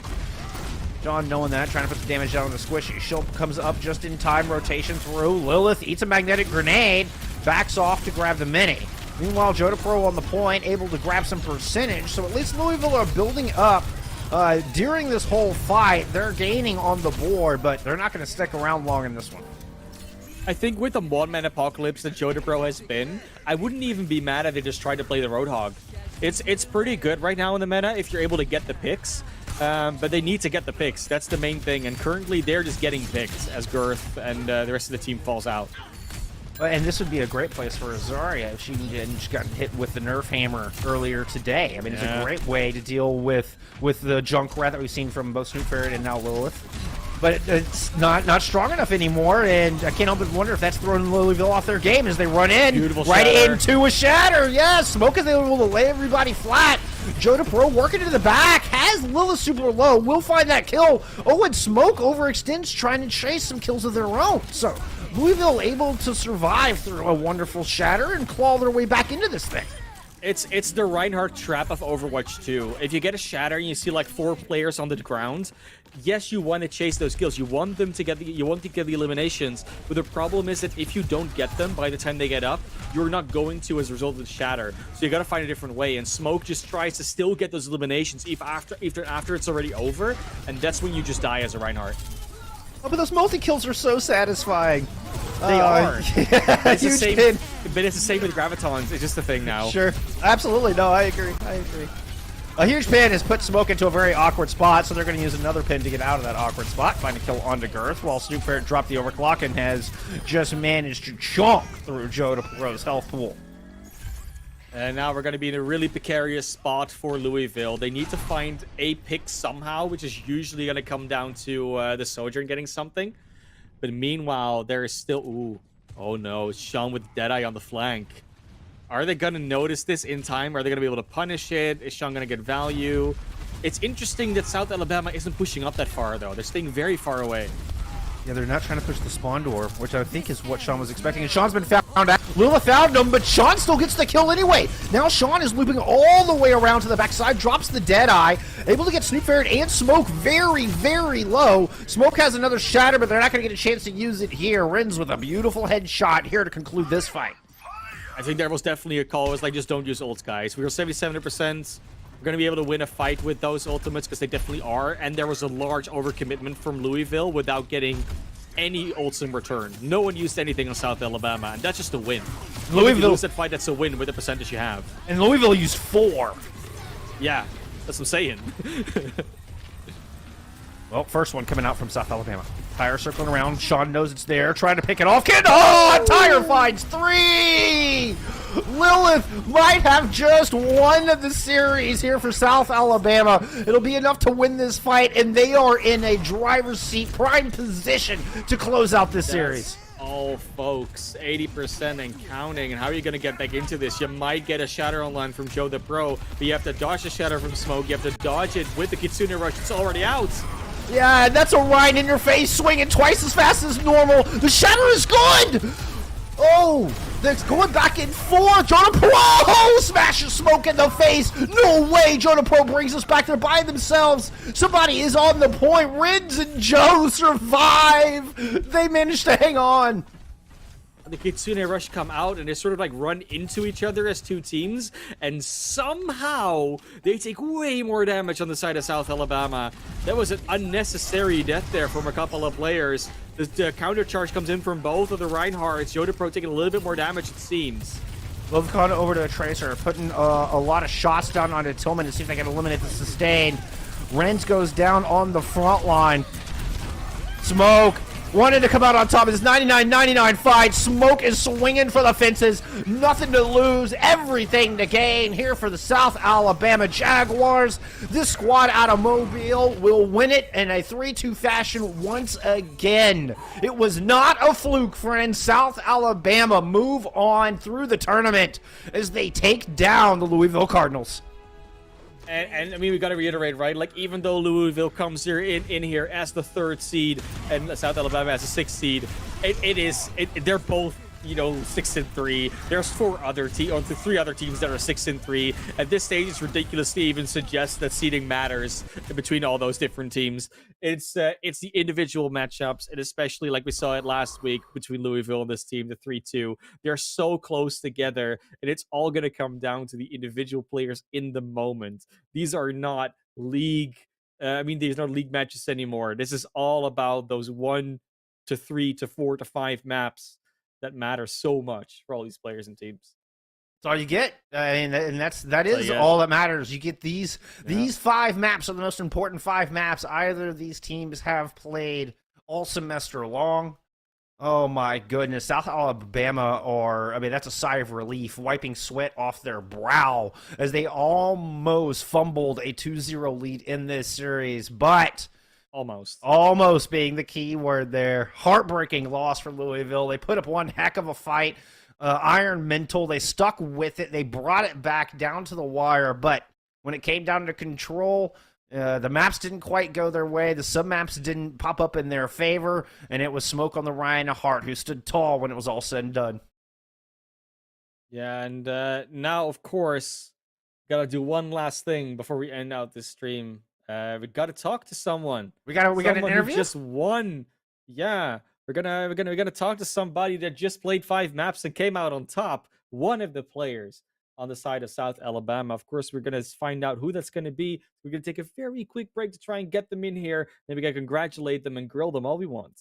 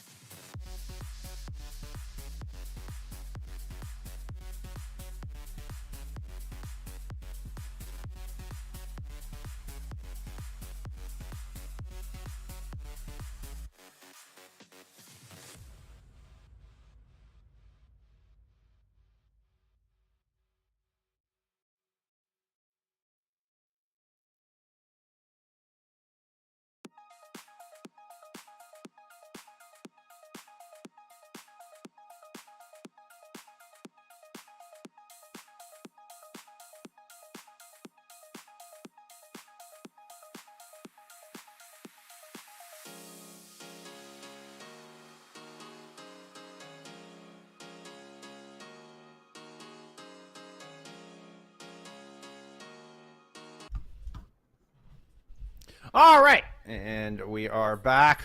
We are here with Snoop Ferret coming in from South Alabama. Congratulations on the dub. Thank you for joining us. Thank you. Yeah, ignore the name at the bottom. Ignore whatever card is under it. It is that is truly Snoop. That My is name truly is Snoop Ferret. South Alabama. My name's gonna change. Yeah, they're not here incognito. There or we go. disguise. There it is. There There it we is. go. It's sorted. All right. Well, hey, we appreciate you taking the time to come talk with us. You were talking about this is the second season competing in NECC. Yeah. Is that correct? Awesome. Yeah, we did not compete last fall semester. We were in a different league, but then we transferred over in the spring. So what changes did y'all make coming into fall of 2022, and what have been your thoughts, to the season thus far? We didn't make any changes to our roster. It's pretty much exactly the same except for a different sub player. So we have that continued experience coming in, but when Overwatch 2 released, I think we struggled a lot in the early season with exactly what we wanted to do, and our macro gameplay was really rough, to be frank. So we took a lot of losses early in the season, rough losses, but as the season went on and we figured out more and more what we were doing and what we wanted to do, we found more and more success. So, I mean, it was a massive turnaround. You started off 1-3 and then won 5 in a row to close it out 6-3. So I'd say you were doing something right. Yeah. Which is why I'm looking forward to the semifinals, because that is a team that we faced really early in the season, and I'm hoping that we can live up to ourselves a little more. Of course, it wasn't not just like the new game coming out in the new season, but now, of course, today we had a pretty significant patch drop in terms of balance. Yeah. Was it anything you guys had already prepared for beforehand, like ideas about that seemed to work out or not? No, mainly because we're pretty much a brawl one-trick team, so sure. It didn't really change that much for us, except that we don't have to deal with Zarya anymore. So, that's really about it. The patch didn't change much for us. I was hoping for a Sojourn nerf, though. That's not our strong point. Yeah, I mean it's because you started out not on the Sojourn, and eventually you were the one that were kind of was kind of like Yeah. playing it.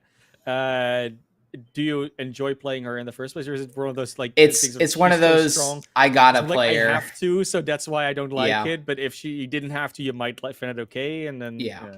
I definitely Yeah. specialize more in projectile characters, Junkrat, Hanzo, Pharah, etc. So Mhm.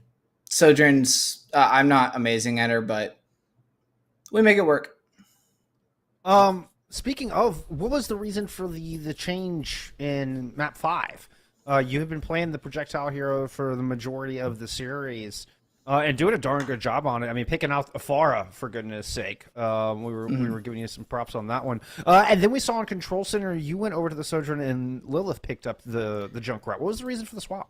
The swap was mainly because the cast definitely had its moments, but I figured that the Sojourn mirror would be a little more consistent.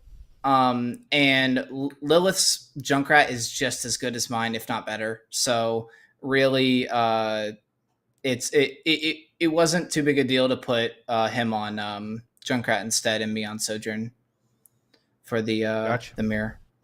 No, but that's having the Sojourn over the cast makes a lot of sense. So no, I mean that answers my question, and I guess you felt confident picking up the Sojourn yourself. So yeah, or at least competent.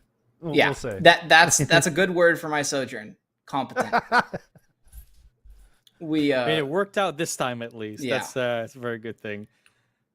Yeah. Of the 3 maps that could have been picked on Lijiang, the first one where we went over to the Winston was a last second call. That's our weakest map of the 3 for sure.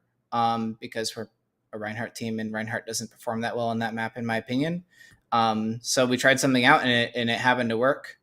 So yeah, we'll probably be doing a little more innovating. So, I'm assuming they're going to watch the VOD back, but hopefully we'll have some things to mix up next match as well. That is usually how that goes, right? If you have the VOD, you can use the VOD. But you have a little bit of time to prepare, of course. Not a team you're unfamiliar with. You're going to go up against, like you said last time. Was the most successful attempt for you guys, but you come a long way. A lot of teams had a very similar record in this division. Do you attribute a lot of that to like a similar problem that you guys had, where it's like early start was a bit rough, or some teams got a bit of a benefit from the early start, having some advantages in some way? I think it's definitely because certain teams adapted really well, really fast, and then other teams took a while to catch up. I think it led to a very split division. Also, I think certain teams, looking at the records, certain teams seem to like fall off a little bit. I'm not going to name any names really, but like certain teams were really strong early and came back to get beat by what we considered like my team. We were going through and predicting who's going to win what. We're beaten by teams that we didn't expect them to get beaten by. I don't know the reason why that would be, honestly. Maybe they had someone have to leave and they have a sub or whatever. But yeah, I think it's such a close division because certain teams adapted faster than others. Yeah, makes a lot of sense. Go ahead. I just want to ask about expectations for the rest of playoffs. So, I mean, you're coming in 6th seed. I mean, granted, everybody's so close. 5 teams have the same records. Yep. You've got a match you're looking forward to next. How deep do you think you can go with your very brawl-centric squad here? I'm hoping to beat Murray State. I believe we lost to them last semester as well in semis, but I think we'll be able, I could be wrong about that, but I'm looking forward to it. I think we can beat them. It'll probably be close again. Sure. A lot of our matches, if you look at our records, are 5 mappers, and that's mainly because we're really good at control. And we really suck at push. So we tend to go to 5 maps because we usually win the first and the last and one of them in between. So yes, this is your 4th 5-map win in the past 6 games. Yep, I've got the numbers right in front of me. So yeah, that is no exaggeration. I usually call it the San Francisco Shock Special. Yes, they used to have a history of that as well. But hey, if there's a team to be trying to mirror, it's not a bad choice. Nope, that's all I'm saying. Not at all. Well, hey, we really appreciate you taking the time to talk with us. Any shout outs you want to give before we let you get out of here and enjoy the rest of your night?